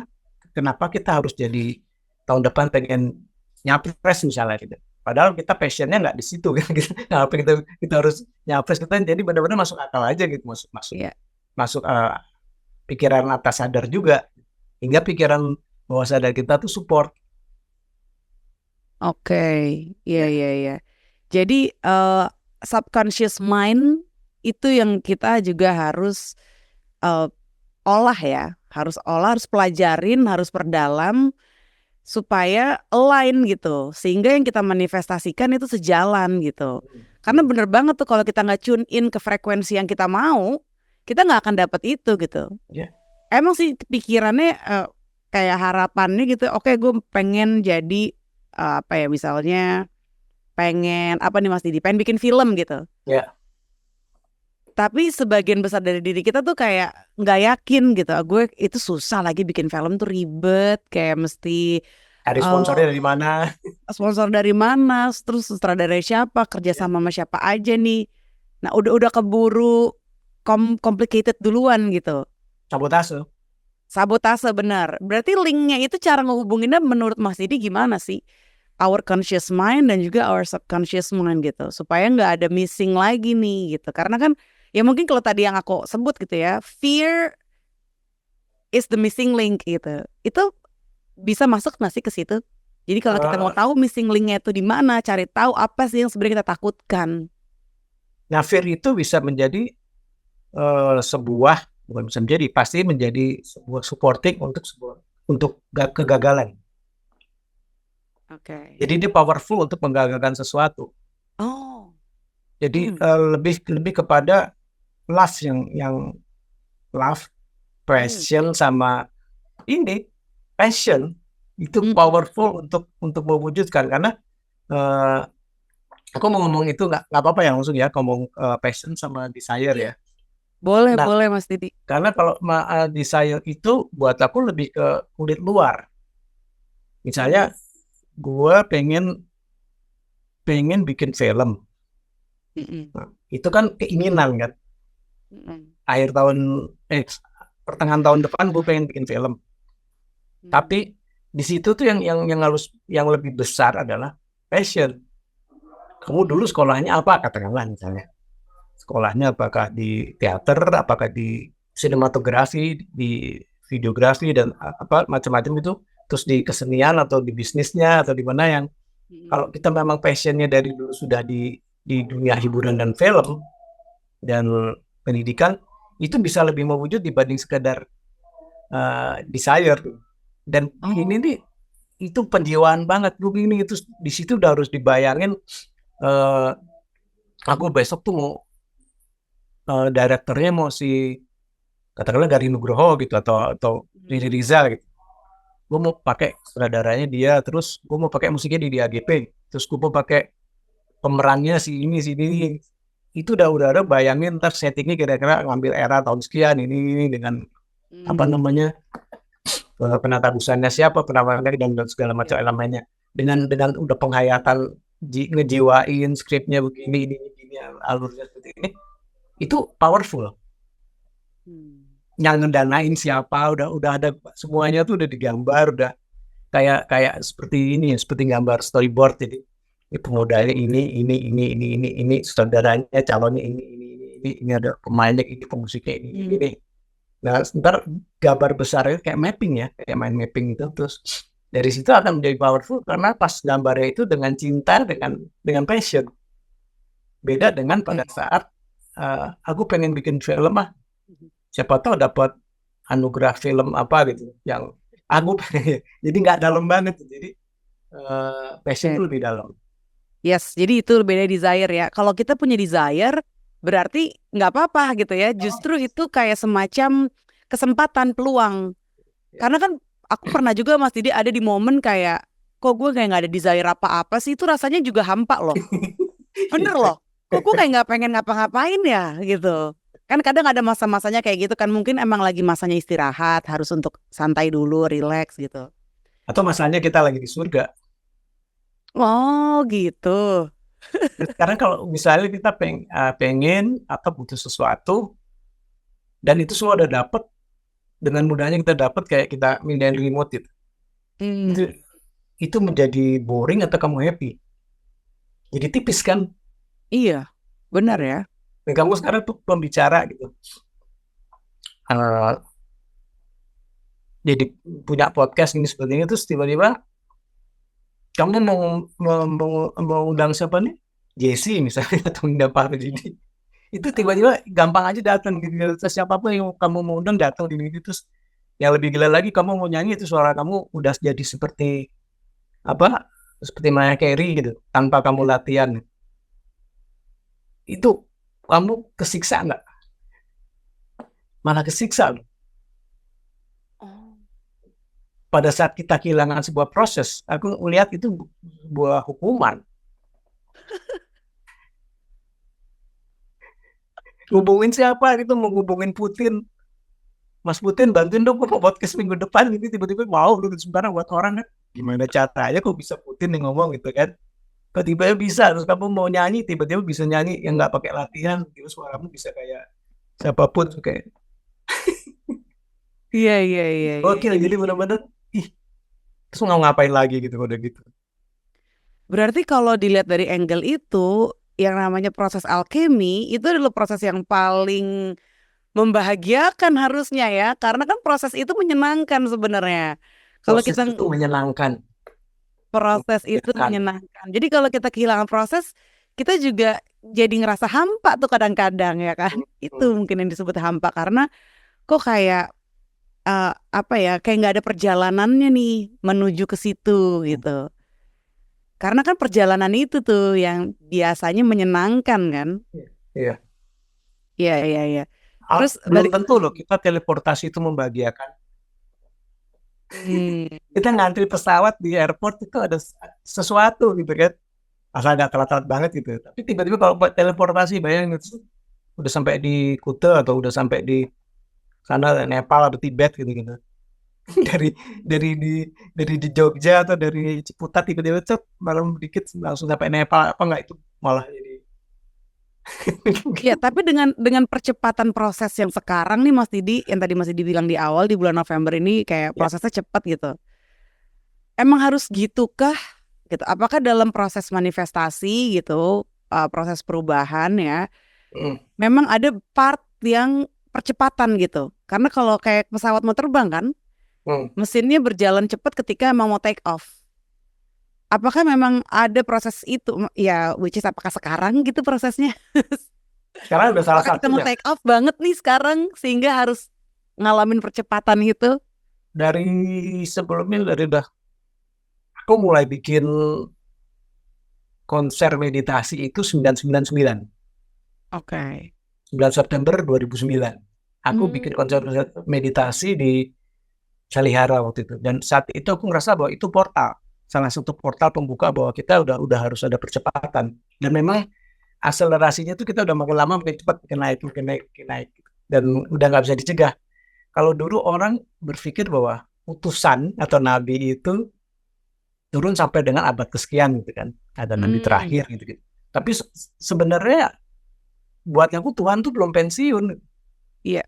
Jadi kalau suatu umat menganggap Tuhan sudah pensiun atau apa ya itu hak mereka juga nggak apa-apa. Tapi nabi sekarang adalah teknologi dan nabi sekarang adalah internet salah satu nabi. Teknologi internet ini. Jadi yang menyampaikan nabi itu bukan 1-2 orang, udah kolektif. Jadi Tuhan sudah mengirimkan pesan itu udah dari banyak orang, tidak hanya melalui Andari atau melalui DAGP, tapi melalui banyak narasumber, bisa melalui Deddy Corbuzier, bisa melalui Deddy siapa itu, Deddy Sumargo ya. Sumargo. Ada bisa melalui Andre Taulany dan melalui si PDD juga. Dia mungkin wakilnya dari sisi yang lain gitu kan. Tapi semua adalah utusan yang menerima tugasnya. Kalau yang sadar, ada yang menerima tugas dengan sadar, gue wakilnya ini. Itu bagus. Tapi kan ada juga orang yang tidak sadar bahwa dia tuh utusan. Dia hanya ikut-ikut aja gitu kan. Ya lumayan dapat nasi bungkus misalnya seperti itu. Tapi kan ada juga orang yang sadar bahwa gue koordinator lapangan, gue adalah dari sini, dari kiriman dari gugus bintang sekian, dari Wow. sekian, dari Federation of Light, misalnya Federation of Light, dan bersyukurlah kita yang menyadari bahwa kita utusan dari mana dan apa yang ingin kita sampaikan. Bener. Ya, balik lagi ke healing nih Mas Didi. Waktu itu aku pernah perjalanan healing yang sempat kontak Mas Didi juga kan tahun 2015 dan ternyata itu bukan sekedar healing. Tapi aku menganggapnya saat itu tuh juga awakening gitu. Nah, menurut Mas Didi awakening itu apa sih? Awakening tuh proses kita untuk terbangkitkan atau ascension ya. Terbangkitkan kesadaran. Yang tadi aku bilang bahwa seseorang tuh mungkin saat itu harus mengalami healing. Iya. Padahal saat itu dia juga mengalami empowering hingga dia naik kesadarannya. Saat yang kamu alami sama aku waktu itu, kamu pas di Bali ya. Kita Zoom juga belum Zoom malah. Belum, kita teleponan, WhatsApp call ya. Itu adalah proses awakening bahwa saatnya udah untuk naik kesadaran seperti itu. Mas Didi sendiri tuh bisa tahu nggak sih kalau orang tuh udah mau ke level awakening? Kayak misalnya waktu itu aku alamin, Mas Didi pertama kenal aku kan aku belum tuh kayaknya ya, belum kayak fully, masih proses ya gitu. Masih kayak proses menuju ke situ gitu. Mas Didi tuh bisa ngerasa nggak sih, oh nih orang udah sebentar lagi nih dia mau awakening gitu. Karena kan Mas Didi memang sudah mempelajari atau ya udah menjadi seorang spiritual sudah lama lah gitu. Sensitif nggak sih Mas Didi ketika ketemu orang-orang yang mau kayak gitu gitu? Kerasa, tapi juga ada yang udah setelah itu mengalami ngegas kencang ya, langsung take off. Tapi ada juga yang jatuh lagi. Yang jatuh lagi dan pada saat kita sedang asesi ya, saat kita melatih mereka untuk membimbing, kita nggak boleh ada keterikatan, nggak boleh ada kemelekatan dengan orang tersebut. Oh ya? Kenapa ya. Mas Didi? Karena punya kemelekatan tuh bisa mempercepat dia naik. Kardit jeleknya adalah kita instan. Satu itu, yang kedua justru bikin dia downgrade lagi, atau kita aja jadi downgrade karena sama turun. Misalnya kelekatan emosional. Karena kan kita pada saat membimbing seseorang itu bedakan dengan kita memberikan contekan. Jadi misalnya ada orang menanyakan pemecahan masalah.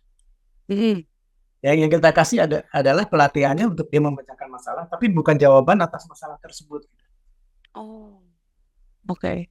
Ya, dari kalau kita memberikan jawaban, sama aja dia nanya ini jawabannya apa, kita kasih jawabannya langsung C, multiple choice, misalnya kita kasih jawaban C. Bukan itu yang dia butuhkan. Yang dibutuhkan adalah pemahaman bahwa dia dengan yakin jawab itu C, bukan kita kasih contekan. Guru itu seperti itu gitu. Jadi dia masih punya pilihan bebas untuk memilih. Tepatnya dia punya kebebasan untuk menjadi gagal. Jadi kita nggak terikat untuk ikut campur. Wah ini sayang nih, bentuk alisnya bagus atau dia menarik sosok yang asik ini, orang yang asik kita naikin, enggak. Biar aja gitu. Even orang terdekat kita. Jadi benar-benar ada kemelekatan secara emosi. Jadi benar-benar udah, tapi ya itu dia, kita memberikan bimbingan bukan memberikan contekan. Oke. Mas Didi sendiri mengalami awakening itu pas kapan Mas Didi? Kelas 3 SD ya. Wow, itu yang Mas Didi bilang umur 8 tahun udah meditasi karena udah awaken. Aku ngerasanya waktu itu kagetnya karena aku waktu itu kita bahas nggak ya, tiba-tiba aku pilih pindah agama kelas 3 SD. Hmm. Jadi Jadi proses awakening itu karena kalau yang aku alamin kan lumayan turbulence ya. Kayak aku semacam hitting the rock bottom karena waktu itu umur aku juga udah udah mau 20 berapa waktu itu ya?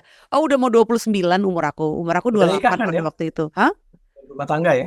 Iya, udah berumah tangga, udah punya anak satu ya kan. Dan itu aku mengalami hitting the rock bottomnya di situ gitu. Nah, kalau umur 8 tahun tuh waktu itu Mas Didi apa ciri-cirinya Aku untuk ngerasa, akhirnya awakening? aku baru tahu itu setelah lewat jauh, baru itu ternyata gitu dia bahwa eh, waktu itu tuh aku ngerasa aku dituntut. Ini sensitif ya, tapi ini sangat personal dan aku merasa bahwa ini nggak apa-apa aku ngomong gitu. Saat itu aku dituntut harus bisa bahasa Arab, tulisan Arab, tulis Arab, baca bahasa Arab, semua Arab. Tiba-tiba aku punya pertanyaan yang nggak dipengaruhi siapa-siapa ke bapakku. Lupa, Tuhan tuh berarti nggak bisa bahasa Inggris ya? Karena waktu itu bahasa Inggrisku hancur kan. Yang namanya anak kelas 3 SD yang sekolah di Ya. SD negeri kan. Berarti Tuhan nggak bisa bahasa Inggris juga ya. Terus kok Tuhan gitu katanya maha bisa gitu. Pertanyaan Iya gitu. benar. Kenapa kok nggak bisa? Kenapa aku harus bahasa Inggris kan? Buat aku ini nggak masuk akal. Anak kelas 3 pada saat itu pemikiran itu nggak masuk. Jadi aku nggak mau, terus bapakku nanya kamu maunya apa? Gitu.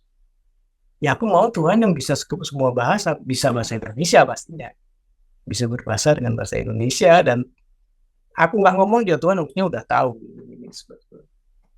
Terus maunya apa gitu? Ya aku mau Tuhan itu, Tuhan yang maha bisa, yang maha tahu, maha segalanya. Ya akhirnya aku pindah agama, keluar. Jadi bapakku memberi pengertian bahwa agama itu ageman, baju saat itu. Jadi saat kamu pernikahan orang, ya kamu pakai jas kayak bapak gitu. Pernikahan orang Jawa, ya bapak pakai baju Jawa, pakai belangkon, pakai segala macam. Nah, pada saat kita ke kolam renang, pantai ya jangan pakai jas. Pakai baju berenang, kolam renang pakai baju berenang. Ya agama itu seperti itu, kata bapak itu. Jadi menyesuaikan diri. Karena Tuhan tidak beragama. Oke. Jadi itu yang membuka mataku, oh ternyata itu gitu. Ternyata bapakku tuh aku kasih dia itu udah ngurus betul, karena pertanyaanku juga sudah jauh dalam, dan besoknya langsung aku pindah agama, jadi tulisin surat ke kepala sekolah, lalu tidak ikut lagi pelajaran agama tersebut. Berarti untuk kita tahu apakah kita udah siap awakening atau belum adalah tergantung seberapa berani pertanyaan kita gitu ya. Kita udah berani menanya sedalam apa sih, kan banyak orang yang mungkin tidak mendapatkan jawaban yang dia butuh karena dia pun juga nggak berani bertanya kan. Maksudnya dia tidak mau meluangkan waktu untuk mengompil pikirannya menjadi bentuk pertanyaan yang clear gitu. Sehingga ya prosesnya juga jadi mungkin berlika-liku, bukan berlika-liku, kayak prosesnya mungkin kayak up and down gitu. Aku bersyukur dan berbahagia, bapakku tuh beliau gitu almarhum ya. Bapak Sunyata atau Sunyoto, namanya itu Sunyoto ya, Sunyata. Itu kan salah satu tingkat di pelajaran meditasi Sunyata. Dan kalau mungkin bapakku bukan beliau, pasti aku mungkin udah dicambukin atau dimasukin ke salah satu sekolah agama. Tapi karena bapakku beliau, jadi langsung dibimbing, diizinkan gini. Dan tadi ada pernyataan itu menarik soal proses apa tadi? Pertanyaan. Jadi bagaimana kita berani untuk bertanya gitu, untuk akhirnya kita bisa mendapatkan peluang untuk masuk ke proses itu gitu. Jadi itu semacam password ya Mas Didi. Pertanyaan kita tuh semacam password kadang menurut aku. Kamu udah siap awakening atau belum? Udah siap untuk knowing the truth atau belum? Tergantung passwordnya udah tahu belum? Kalau belum tahu passwordnya gimana bisa masuk ke proses itu gitu. Iya. Salah satunya adalah membuka diri itu. Open heart, open mind, bahwa ada sebuah pertanyaan, kita jangan membungkam pertanyaan. Bisa jadi itu adalah Tuhan sendiri yang bertanya ke kita. Karena kan agama buatku saat ini adalah sebuah matrix juga gitu. Yes. Sebuah sistem yang dibuat, orang boleh beranggapan itu sistem dari Tuhan. Tapi saat itu si konverternya ini seberapakah dia cerdas atau expert dalam, dan konverter ini kan juga interpreter ya, menangkap pesan Tuhan. Dan kita jangan menyalahkan konverter atau seorang nabi, karena pada saat itu mungkin nutrisi yang diterima, yang dia makan, intelektualitas, IQ-nya tuh berapa kita nggak tahu kan, seorang nabi kan. Sehingga diterima pada abad sekian. Yang memang dibutuhkan pada masyarakat yang tingkat kecerdasannya masih sesuai pada zamannya, zaman tahun 0, abad 0 atau abad 6 ya. 6 berapa aku nggak tahu. Dan kalau kita mau membuka diri, di Indonesia mungkin populer Tuhan cuma satu kan. Sementara kenyataannya dengan adanya nabi yang namanya internet ini, sebagian orang udah tahu bahwa Tuhan itu ada 4.200-an yang pernah ada gitu. 4.200 Tuhan, dan agama itu ada 2.500 yang pernah ada di bumi. Kita cuma kenal satu gitu. Agama apa? Agama warisan dari orang tua kita.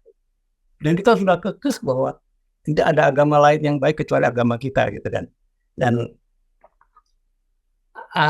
kalau kita mau lebih wise, lebih mau menerima kenyataan ini bahwa agama itu udah 2.500 agama dan 4.200-an Tuhan. Dan Tuhan maupun agama itu juga banyak yang sudah expire. Udah pernah ada agama ini hilang, ada agama ini hilang. Tuhan juga gitu, ada Tuhan namanya ini terus hilang, nggak dipercaya lagi. Kenapa? Karena umatnya udah hilang, udah pada meninggal juga. Udah ganti, udah riset, ada bencana alam, ada perang, dan segala macam. Yang percaya dikit terus hilang gitu. Dan agama baru ini juga di Amerika banyak agama baru ya, ada aja agama baru, dan mungkin dibatasi tidak masuk ke Indonesia gitu. Dan ya seperti itu. Jadi kita mesti sadar bahwa banyak agama muncul, banyak agama hilang, banyak Tuhan muncul dan banyak Tuhan juga hilang gitu. Dan yang juga populer sekarang kan di sekitar kita adalah kita menuhankan kepercayaan kita, menuhankan agama kita lagi, udah menuhankan agama kita, menuhankan mengagamakan tafsir kita menafsirkan ini, itu kita jadikan agama. Padahal itu cuma interpretasi kita terhadap guru A ngomong ini, kita interpretasikan seperti itu. Padahal itu hanyalah tafsir kita, bukan kenyataan, bukan realita yang sesungguhnya. Benar-benar jangan fanatik kalau menjadi membuka diri, membuka pengetahuan lebih bagus. Yang kita dengar adalah beneran yang suaranya beliau yang ada di sini gitu. Yes, oke.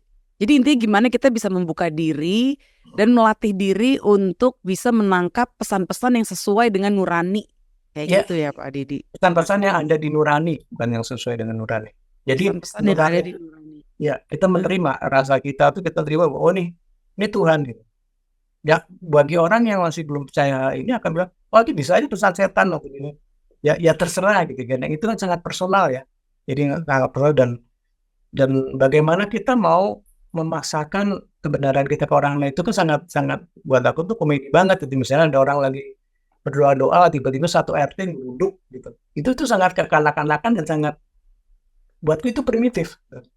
Ada orang sembahyang gitu, dan kebaktian misalnya itu duduk orang satu kampung dengan RT dengan apa, dan itu sangat primitif dan ya sangat apa ya, sangat miris, tapi ya layak. Orang IQ-nya 78 misalnya, IQ 78, dan ya pasti itu akan tetap terjadi, kecuali kalau dari pemerintahnya sendiri mengizinkan untuk mencerdaskan. Kalau mencerdaskan ya memang ada sebuah risiko yang terjadi, bahwa saat masyarakat cerdas ya ada beberapa bisnis yang mungkin hilang ya, termasuk salah satunya mungkin bisnis agama mungkin hilang. Oke. Karena agama itu kan juga bisnis politik ya. Iya. Ya gitu. Kalau ini kan kita di bulan November ini kita ada pemimpin baru nih Mas Didi. Ya. Karena memang baru dilantik akhir Oktober kan. Gimana Mas Didi, ada pendapat kah tentang pemimpin yang baru? Karena gimana pun juga kan untuk bisa menjaga keharmonisan dari tempat tinggal kita ini Indonesia gitu kan, itu tergantung dari pemimpinnya juga nih. Sangat. Jadi memang Ini harapan ya, bicara harapan ya. Harapan atau mungkin Mas Didi ada menangkap energi-energi message gitu tentang kepemimpinan yang baru nih kira-kira akan seperti apa dan gimana kita bisa berkontribusi lebih baik lagi gitu untuk Pemimpinan Indonesia baru. lah. Iya, untuk kepemimpinan Indonesia dengan kepemimpinan yang baru. Eh, Dia berharapnya pasti satu adalah lebih universal. Jadi bahwa di Indonesia itu agama nggak cuma satu ya. Saat ini saya kembali Muslim ya, udah mualaf, udah puluhan tahun juga mualaf lagi, dan Oke. tapi pemerintah tuh lebih universal, bahwa agama itu tidak hanya satu. Terus budi pekerti itu lebih diutamakan, akhlak budi pekerti. Jadi pembangunan secara mental itu jelas gitu. Jadi kebenaran tuh udah harus benar-benar lebih diungkap, bukan ditutupi dengan pembenaran. Itu jadi kebenaran itu diungkap dan lebih universal, lebih beragam, sehingga kita masing-masing bangsa Indonesia ini lebih hormat, lebih santun, lebih kreatif, lebih penuh cinta, lebih penuh kasih, bukan menyatakan bahwa gua nih yang benar gitu, enggak, tapi lebih kepada perbedaan itu sebuah kekayaan, sebuah warna. Jadi jangan yang setiap yang berbeda harus dimusuhi atau digerbek atau dipersekusi. Jadi benar-benar harus saling menghormati. Pendidikan budi pekerti itu penting banget di Indonesia. Sama otomatis ya pendidikan teknologi ya, sains dan pendidikan secara dunia. Dan kita bicara mindfulness ya. Kalau dari tadi kita bicara kesadaran, kita bicara mindfulness, salah satunya sepintas bahwa di banyak ceramah tuh sering sekali yang diagung-agungkan itu adalah kehidupan setelah mati. Akhirat. Nah, buat saya justru right now itu juga penting, di present itu juga sangat penting. Karena apa? Karena kita bicara sesuatu nanti itu tidak ada bukti. Tapi yang kita menjadi berguna, bermanfaat buat hidup, buat kehidupan, buat lingkungan kita, buat keluarga, itu adalah saat ini di sini gitu. Bukan kita berguna untuk keluarga bukan nanti setelah kita mati, tapi saat ini, sekarang ini gitu. Bagaimana kita bisa memajukan Indonesia, bagaimana kita bisa penuh cinta kasih, penuh damai, menjadi bangsa yang besar dan maju jika kita merendahkan kehidupan saat ini di sini. Jadi benar-benar kehidupan saat ini di sini harus menjadi perhatian khusus dari pemerintah ya, dari pemerintah yang baru. Jadi jangan hanya terus isi khotbah di mana-mana tuh tentang akhirat terus-menerus. Jadi benar-benar tolong menghargai kehidupan saat ini di sini gitu. Iya, oke. Berarti pilihan kita juga tuh ya, kalau kita mau jadi bangsa yang kaya, kita harus bisa menghargai berbagai perbedaan. Semakin kita bisa menghargai perbedaan yang lebih banyak lagi, semakin bisa kaya nih, karena perbedaan itu yang bikin kaya, ya kan? Jadi kita bisa berkontribusi dengan kita melatih diri untuk menghargai perbedaan. Karena menurut aku itu perlu dilatih juga ya, karena kan kita terbiasa dengan sesuatu yang familiar, yang namanya juga familiar ya kan, udah terbiasa, udah nyaman dengan sesuatu yang emang itu part of us gitu, itu part of our identity. Ketika kita ketemu orang lain dengan identitas yang beda, dengan latar belakang yang beda, kadang kita udah langsung bawaannya ngejudge atau bawaannya kayak mengucilkan, ada kayak gitunya kan. Padahal sebenarnya kalau kita mau membuka diri, kita juga melihat dia sebagai sosok yang sama lah kayak kita gitu, sesama manusia. Ya kita juga jadi lebih banyak knowledge juga, pengetahuan, karena my experience is different from yours gitu kan. Pengalaman yang aku alamin beda sama yang kamu alamin. Dan semua orang punya pengalaman yang beda. Jadi kalau kita semakin bisa mendengarkan, menghargai apa yang mereka alamin, kita juga jadi kaya akan informasi loh gitu. Jadi kebenaran itu bukan hanya ada di pihak kita gitu. Orang lain juga punya kebenaran gitu. Tapi jangan memaksakan kebenaran kita untuk orang lain. Iya, itulah di situ kuncinya, harus menghargai kan. Mengenai perbedaan. Jadi kayak apa yang kita omong sekarang juga bukan berarti harus percaya, harus pendapat, atau juga tidak harus menentang dulu. Jadi benar-benar kunyah dulu, jangan asal buru-buru ditelan, tapi juga jangan buru-buru memuntahkan. Jadi benar-benar dikunyah dulu, dirasakan, dinikmati. Oke. Oke, berikutnya nih Ascension nih Ah, Mas Didi. Aku juga hmm, kan waktu itu sempat teleponan sama Mas Didi ya, mungkin awal tahun inilah. Mas Didi sempat bilang kalau ya bumi kita nih lagi ascend gitu. ya, Terus aku juga memang kayak ada synchronize aja sama kata-kata ascend, terutama kalau untuk aku ya, itu di pertengahan tahun. Let's say di bulan Mei kemarin lah gitu. ya. Sampai aku bikin episode ngebahas tentang ascend gitu. Dan bedanya awakening dan ascend. Kalau mungkin yang dari aku alamin awakening itu let's say di tahun 2015 gitu ya. Tapi kalau Ya. ascension nih kayaknya di tahun 2024 ini nih. Menurut Mas Didi ascension itu apa sih? Mungkin ada kaitannya sama ascended master kah yang tadi Mas Didi bilang? Ya, kalau Ascended Master itu kan menjadi seorang guru ya, kalau di kacamata guru yang membantu orang lain untuk naik, untuk ascension. Oke. Untuk Kalau naik ascension sendiri tuh prosesnya seperti prosesnya, apa sih? kenaikan prosesnya orang itu macam-macam ya, ciri-cirinya misalnya gitu, orang-orang yang sudah awaken atau orang-orang yang sudah naik itu biasanya suka disenangin anak-anak kecil yang nggak kenal ya, maksudnya.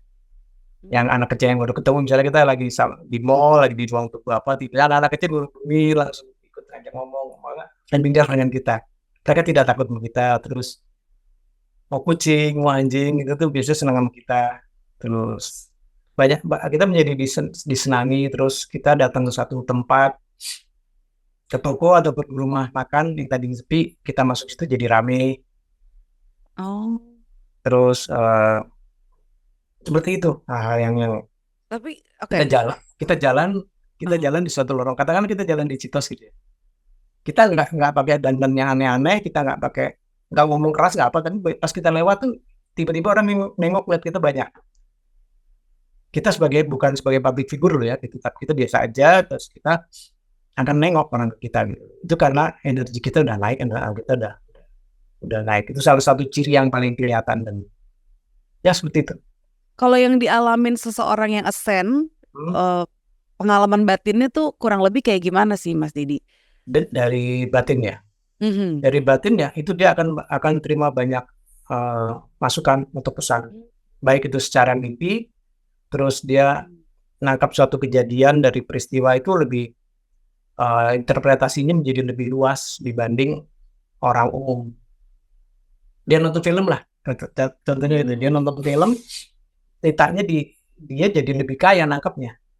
Dia baca buku ini dia dari banyak angle, interpretasinya lebih kaya dibanding orang lain yang umum. Oke. Gitu loh. Dan kayaknya seru tuh ya. Mungkin memang begitu kali ya. Orang yang ascend atau mengalami ascension itu juga sudah paham tentang alchemy.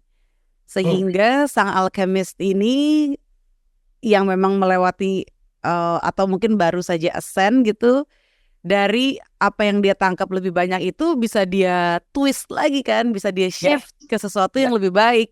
ya. Sama dia di orkestrasi tadi, di Di orkestrasi. orkestrasi, orchestrator itu udah ascend tuh biasanya ya. Ya, ya. Dan dia menyampaikan itu ke orang yang tepat itu tadi. Misalnya ini kan menjadi lebih tidak ini ya. Kamu nggak bisa seleksi kan ini masa siaran ini nantinya siapa yang nonton misalnya.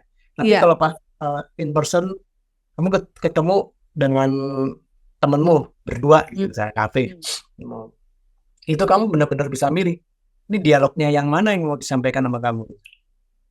Oke. Jadi kamu bisa milih, kalau ketemu si A, kamu akan hanya ngomong topiknya ini A sampai Z, A sampai F gitu. Tapi begitu ketemu sama si B gitu, sampein G sampai Z. Jadi benar-benar kita milih itu tuh dengan cepat gitu.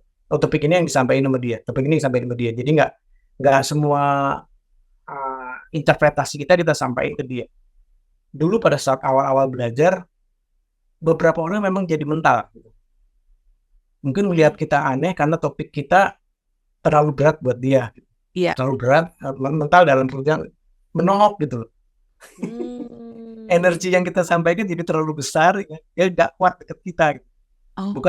Bukan benci ya, tapi lebih ke Gak sanggup. sanggup. Gak sanggup. Ya.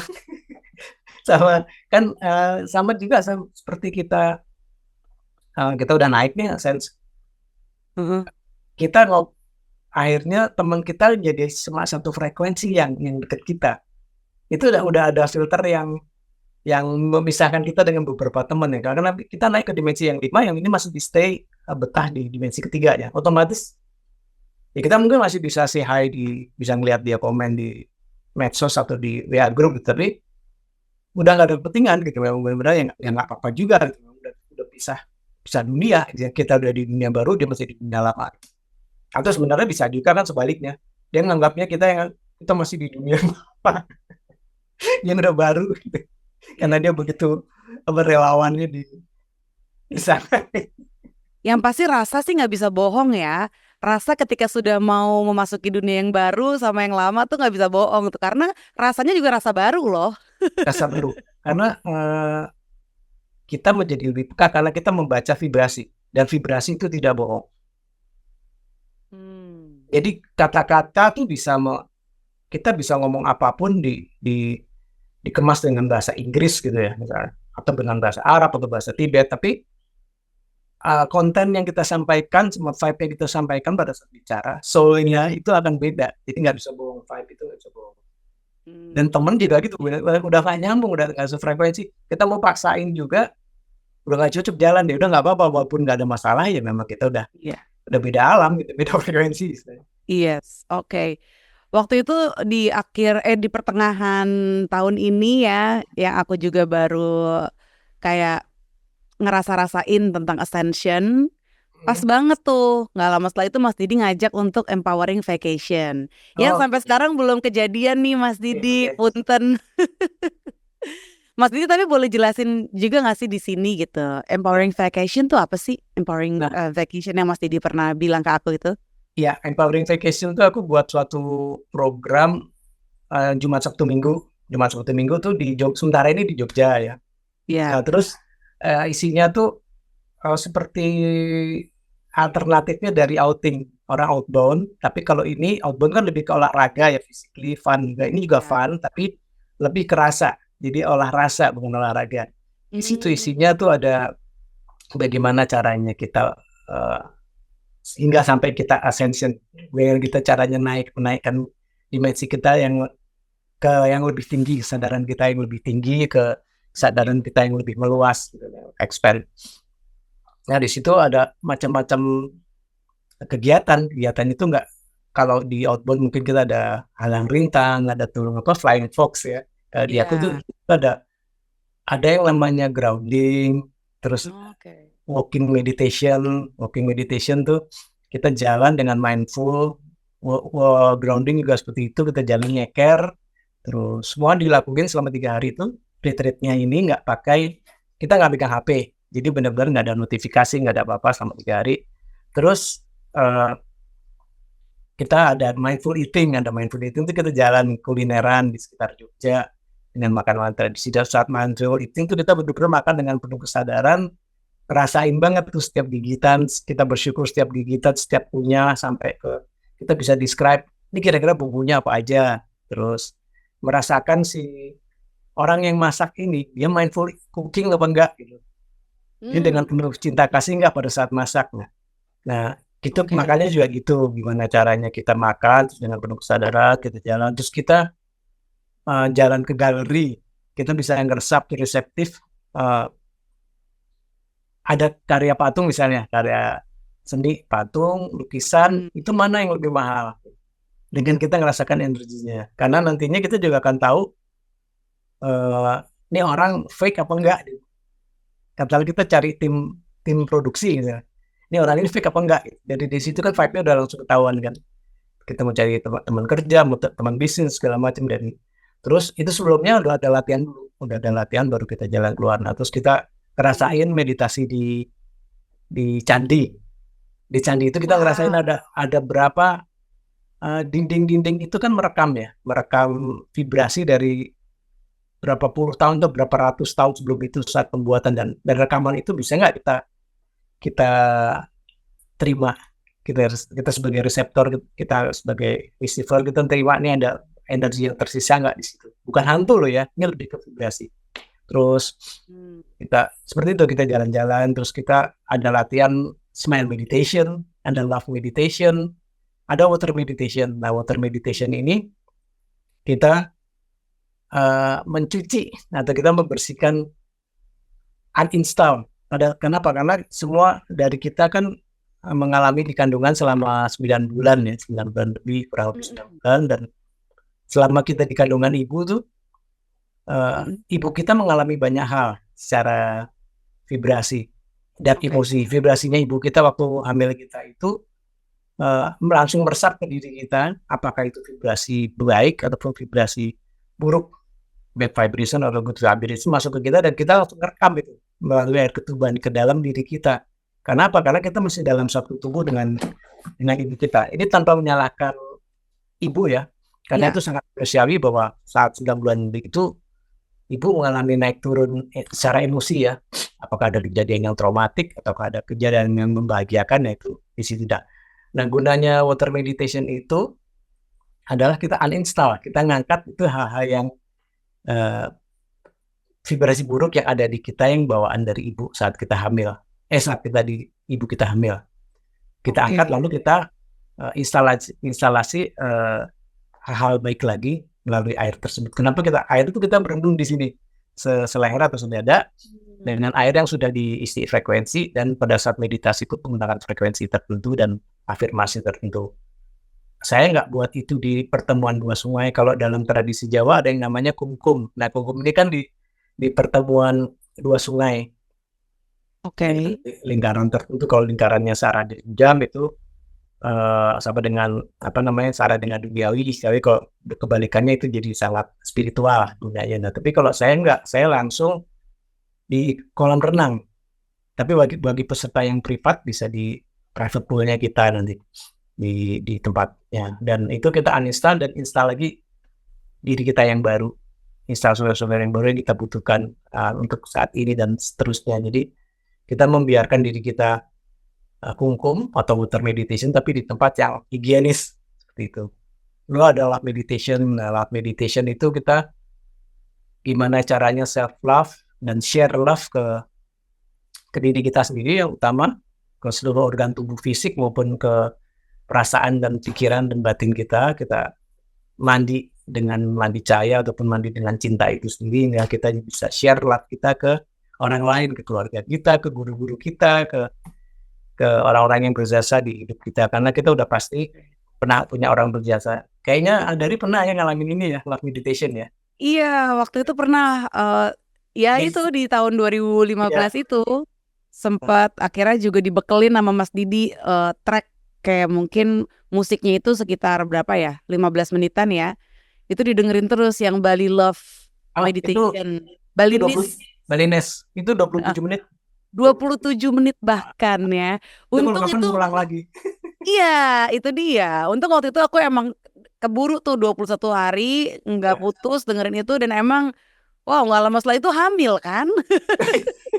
Anak kedua, karena memang apa ya, kadang kita suka nggak sadar gitu. Kita sering denger kayak udah pilihlah cinta gitu. Ayo dong kita penuh cinta lah, kalau bisa penuh cinta kasih. Kadang kan kalau diomongin doang sama bener-bener dialamin itu beda gitu. Sama dirasakan ya. Sama dirasakan. Dan memang kita harus jujur kalau kadang kita butuh ada momen-momen yang kita akhirnya harus berlatih lagi untuk memilih cinta dengan konsisten gitu. Karena ya yang namanya tinggal di kota besar ya kan, jadi berbagai energi tuh tumplek semua di sini gitu. Ya kita bukan menyalahkan orang, tapi kadang kita juga terseret gitu sama ya tadi informasi-informasi negatif atau mungkin lingkungan yang so-called toxic gitu ya, di mungkin lingkungan kerjaan kita atau jangan-jangan bahkan di keluarga gitu. Kita nggak bisa kontrol energi orang lain kan. Ya, jadi itulah gunanya untuk meluangkan waktu meditasi itu, love meditation itu. Nah itu kalau mau ikut kayak empowering vacation-nya Mas Didi, itu ada batas usia nggak sih Mas Didi? SMP aku paling muda. Oh, SMP paling muda ya. Oke. Kelas 2 ya, kelas 2, kelas 3 itu udah bisa. Dan kalau mau ikutan gitu, ada minimum orangnya nggak sih? Harus let's say minimum tuh berapa orang? Apa dia sendiri bisa? Kalau sendiri bisa, tapi di rumah, nggak nyewa tempat.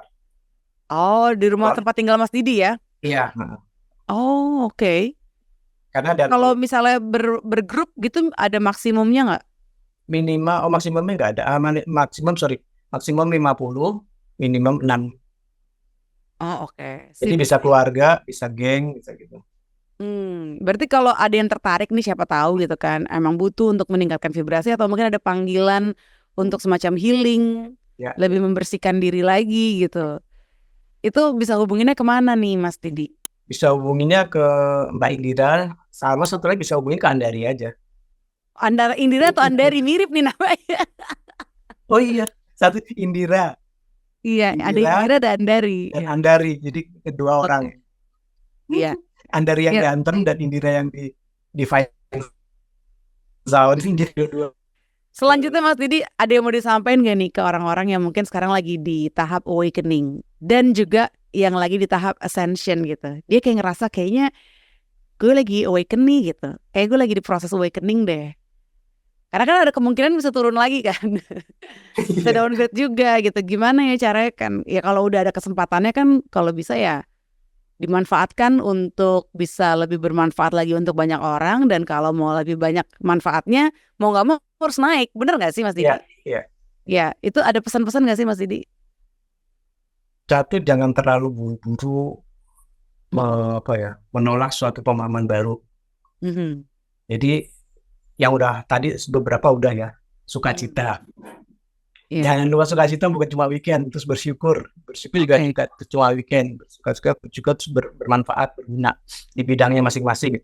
Terus mencari guru itu siapapun ya, tapi kalau misalnya lihatlah dari bawah, mencoba dari pertama tuh latihan guru yang tepat, rasakan dengan energinya sendiri, dengan vibe-nya guru itu asik apa enggak.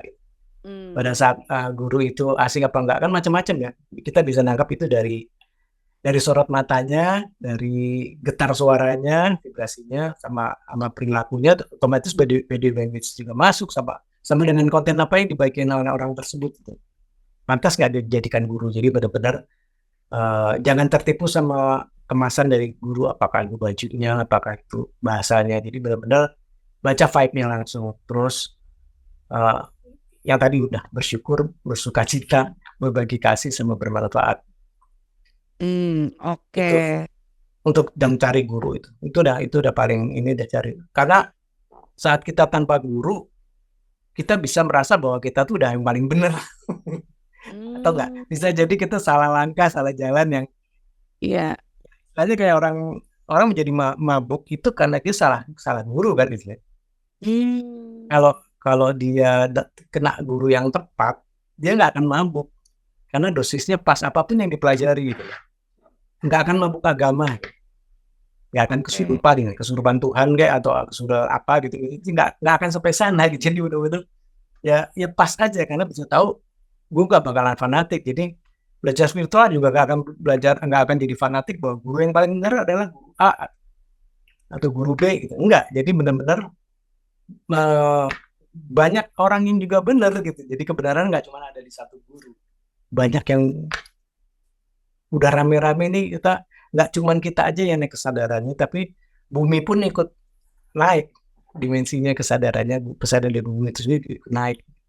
Jadi bukan sekedar mencari kebenaran lagi ya, udah kita menjadi kebenaran itu sendiri gitu. Kebenaran, jadi kita adalah kebenaran itu sendiri, kita adalah cinta itu sendiri, dan kita juga ikut aktif membagikan kebenaran, membagikan cinta itu. Bagaimana kita membagikan cinta, tapi kitanya sendiri juga harus penuh cinta kasih, hingga kita bisa membagikan kasih. Kalau kita sendiri dikit-dikit misalnya ceramahnya nipu terus ngajak provokasi terus apa segala macam, ya itu nggak cinta kasih, tapi itu provokator kan. Berarti itu gunanya kita healing dulu, benerin diri sendiri dulu, enjoy proses awakeningnya dulu, terus kayak ascensionnya juga dimantep lu gitu kan. Karena luka kita terus kesakitan kita, kenapa kita harus di-healing, itu adalah undangan dari universe untuk kita kena satu problem. Misalnya problem ini membuat kita awaken, sadar, atau kita malah tambah terpuruk menjadi drama gitu. Itu pilihan kita loh. saat kita punya problem, kita punya masalah, kita memilih drama, membawa problem kita ceritain ke banyak orang bahwa gue ini masalah nih, gue gini. Atau kita menjadi sadar, merenung, kenapa aku ngalamin ini? Karena ada sesuatu hal. Nah, dari sesuatu hal itu kita belajar hingga kita tumbuh. Yes. Jadi cantik soul kita. Gitu. Gimana caranya suffering itu kita jadikan peluang untuk meningkatkan kesadaran. Itu intinya. Oke, Mas Didi. Jadi powerful. Ya. Yes, benar. Thank you so much ya Mas Didi untuk ngobrol-ngobrolnya. Ini sebenarnya ada banyak lagi yang mau aku tanyain. Cuma harus ada next episode nih berarti ya. Karena ini menarik banget. Aku juga ngerasa ini blessing banget ya. Conversation sekarang ini benar-benar nyampe ke nurani, rasanya sih begitu ya. Dan mungkin Mas Didi ada yang mau disampaikan juga. Kan Mas Didi ini juga sound healer gitu ya. Ada musik-musiknya Mas Didi yang juga tersedia available di Spotify gitu. Siapa tahu ada yang mau dikasih nih resep-resep ke kita dari karyanya Mas Didi gitu ya, untuk didengarkan saat ini yang menurut Mas Didi cocok nih untuk welcoming November gitu, atau welcoming New Year 2025. At least untuk persiapan diri kita untuk menghadapi percepatan ini nih, percepatan message yang muncul gitu, yang hadir. Salah satu ya, aku bilang satu dulu, itu music for grounding. Itu music for grounding itu saat kita punya berbagai macam problem atau masalah, kalau kita ingin cepat mengembalikan itu pada bukan membuang ya, tapi lebih kepada mengembalikan kepada sekolah bijaksana atau kepada ibu bumi, itu kita pakai earthing atau music for grounding. Di Spotify ada, di Apple Music dan di lain juga ada. Itu orange ya, nanti aku kirim ininya aja, linknya ya, music for grounding. Terus ada lagi morning meditation, itu juga bagus banget. Terus ada, kalau untuk yang mau coba kenal, lihat perspektif dirinya dari sudut yang beda, astral projection, ada musikku yang astral projection. Jadi buat yang memang punya talenta di situ, itu bisa apa namanya, out of body experience dengan musik itu, astral projection. Terus traveling ya, astral traveling, 3 musik, banyak sih, ada beberapa. Nanti bisa lihat per ini judul aja di, aku ada tandanya kok di DDI AGEPE ya di Spotify, dan ada tanda yang musik untuk meditasi maupun musik untuk yang memeditasi. Karena ada musikku yang baru, yang pop juga ada, yang bersinar lain Indonesia, baru minggu lalu rilis sama Dodi Katamsi. Jadi yang kalau yang pop, aku pasti tulis pop. Oke. Ya, menurut Mas Didi nih, apa sih yang harus disembuhkan dari Indonesia? Wah. Terakhir nih Mas Didi. Menarik. Panjang nih, jangan-jangan. Nggak, seru ini. Pengetahuan ya. Jadi aku tuh melihat, kan kemarin tuh sempat rame bahwa ada doktor honoris causa. Ini berkaitan dokter honoris causa. Jadi orang mendapatkan gelar honoris causa ya, dokter. Nah, aku ngeliat ke yang lebih bawah lagi, aku kok ngeliat SMP honoris causa ya. Jadi aku lihat anak SMP di banyak wawancara di FB, IG, dan di TikTok mungkin itu. Anak SMP itu kali-kalian, tambah-tambahan. Terus banyak juga yang anak SMP nggak bisa baca. Gile loh, udah nggak bisa baca. Terus ditanya ibu kota Semarang nggak, ibu kota Jawa Tengah nggak tahu, ibu kota Jawa Timur nggak tahu. Tingkat pengetahuan umum itu rendah sekali, matematikanya rendah, berbahasanya rendah. Itu luar biasa loh. Jadi aku ngeliat itu fenomena menarik dari Indonesia, yang bukan ini lebih gila dari dokter honoris causa, tapi lebih kepada SMP honoris causa. Jadi seolah-olah mereka tuh ada di SMP itu setelah SD-nya dilulusin gitu aja. Gitu. Oke, iya. Parah loh, ini parah. Jadi concern-nya di situ ya, di dunia pendidikan ya Mas Didi ya. Sehingga yang perlu di-heal adalah dunia pendidikan nih, gitu ya. Jadi dari situ kita akan lebih, orang itu bisa menjadi open mind, bisa menjadi terbuka pikirannya jika secara intelektualnya itu jadi baik, dari makanannya, dari gizinya, sehingga tidak dikit-dikit akhirat itu juga. Saat ini juga penting gitu. Jadi yang penting tuh bukan hanya akhirat dan nasi bungkus gitu, tapi come on gitu loh. Dan pemerintah juga harus lebih mengkampanyekan anak-anak berprestasi yang lomba matematik, terus yang juara berprestasi di olahraga tuh kayak ada yang juara Grand Prix, dapat juara dunia dari Jogja kemarin tuh banyak banget anak-anak berprestasi di kesenian maupun di olahraga, dan itu harus diangkat daripada yang di TikTok yang nggak jelas misalnya katakanlah itu. Jadi benar-benar pemerintah harus punya perhatian ke dunia itu, pengembangan diri dan intelektualitas di dunia pendidikan, karena bukan berarti semua orang harus tinggi secara ilmu pengetahuan. Mungkin ada anak tersebut main bassnya atau main musiknya luar biasa hebat, jadi nggak semua orang harus bisa jadi olahragawan atau semua jadi matematik atau fisikawan, enggak. Tapi juga gila loh kalau SMP aja baca nggak lancar, terus ibu kota Jawa Timur nggak tahu, itu luar biasa. Kita SD dulu, maksudnya SD itu udah hafal sampai Perdana Menteri dari sini, terus Sekjen PBB siapa tuh hafal, ibu kota apa gitu loh. Walaupun sekarang juga nggak guna gitu ya, tapi mungkin orang dari dunia pendidikan tahu gimana caranya supaya IQ orang Indonesia tuh naik. Ya, karena IQ itu bisa naik kan ya Mas Didi ya? Naik dari makanan, dari pola hidup, dari pendidikan hingga IQ-nya dinaikkan, IQ-nya otomatis naik, otomatis spiritualnya juga, kecerdasan spiritualnya juga ikut naik. Gimana mau spiritualnya naik kalau secara IQ-nya rendah, dan kita tuh masih berkutat di istilahnya di syariat, di ritual, masih ngebahas apa sih doa masuk kamar mandi, doa hubungan suami istri, segala macam yang kaitannya dengan ritual gitu, bukan lebih esensial, yang lebih tinggi. Kenapa sih gue hidup? Kenapa gue harus lahirnya di Indonesia? Kenapa gue lahirnya di agama ini gitu? Kenapa gue nggak bebas milih agama? Kenapa gue nggak hidup lahir terus di Australia, di New Zealand? Dan jadi banyak yang masih berpikir ritual, bukan ke esensinya gitu. Indonesia tuh masih berpikir Tuhan itu sosok, bukan Tuhan itu apa gitu. Banyak yang berpikir bahwa Tuhan itu sosok yang duduk di singgasana sana gitu. Enggak itu lagi lah gitu. Kenapa Tuhan itu adalah penyedia layanan, apakah itu layanan seks, apakah layanan itu. Jadi sebagian orang masih berpandangan seperti itu gitu.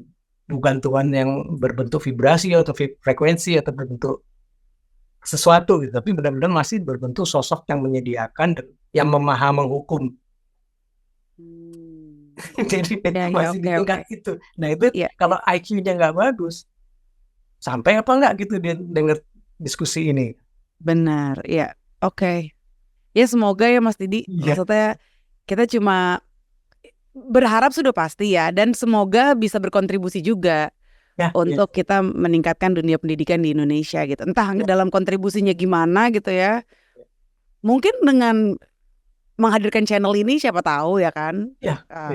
Yang menyaksikan diberikan pikiran yang terbuka, pikiran dan hati yang terbuka ketika menyaksikan ini, sehingga nyampe pesannya gitu ya. Terakhir banget nih Mas Didi, untuk tadi kan music for grounding gitu ya. Yang termasuk kategori grounding itu gimana? Berarti kita dengerin musiknya ketika lagi grounding gitu Mas Didi? Iya, kita ada tata caranya di YouTube sama di musik itu sendiri. Jadi aku nulis di situ, dan di YouTube-nya ada tuh music for grounding. Pernah buat, nanti aku kirim linknya di bawah. Di WA-nya Andari. Ya, siap. Thank you so much Mas Didi. Terima kasih banget, matur suwun udah ngeluangin waktu ngobrol di episode kali ini, dan semoga bisa ikutan ngobrol lagi nih Mas Didi, bisa jumpa lagi kita untuk episode berikutnya. Mohon maaf jika ada yang belum sependapat ya kan, jangan dipaksakan sependapat, tapi kita terima sama-sama terbuka. Terima kasih banyak Andari. Salam damai, salam cahaya. Salam damai, salam cahaya. Silakan buat yang mau komen ya seputar apa yang kita bahas, atau mungkin ada pertanyaan untuk Mas Didi, silakan tulis juga di kolom komen. Thank you all for watching. Semoga bermanfaat sekali lagi diskusi ini. Sekali lagi terima kasih Mas Didi. Dan kita ketemu lagi ya di episode berikutnya Anthem, Andari and the Theater of the Mind. See you.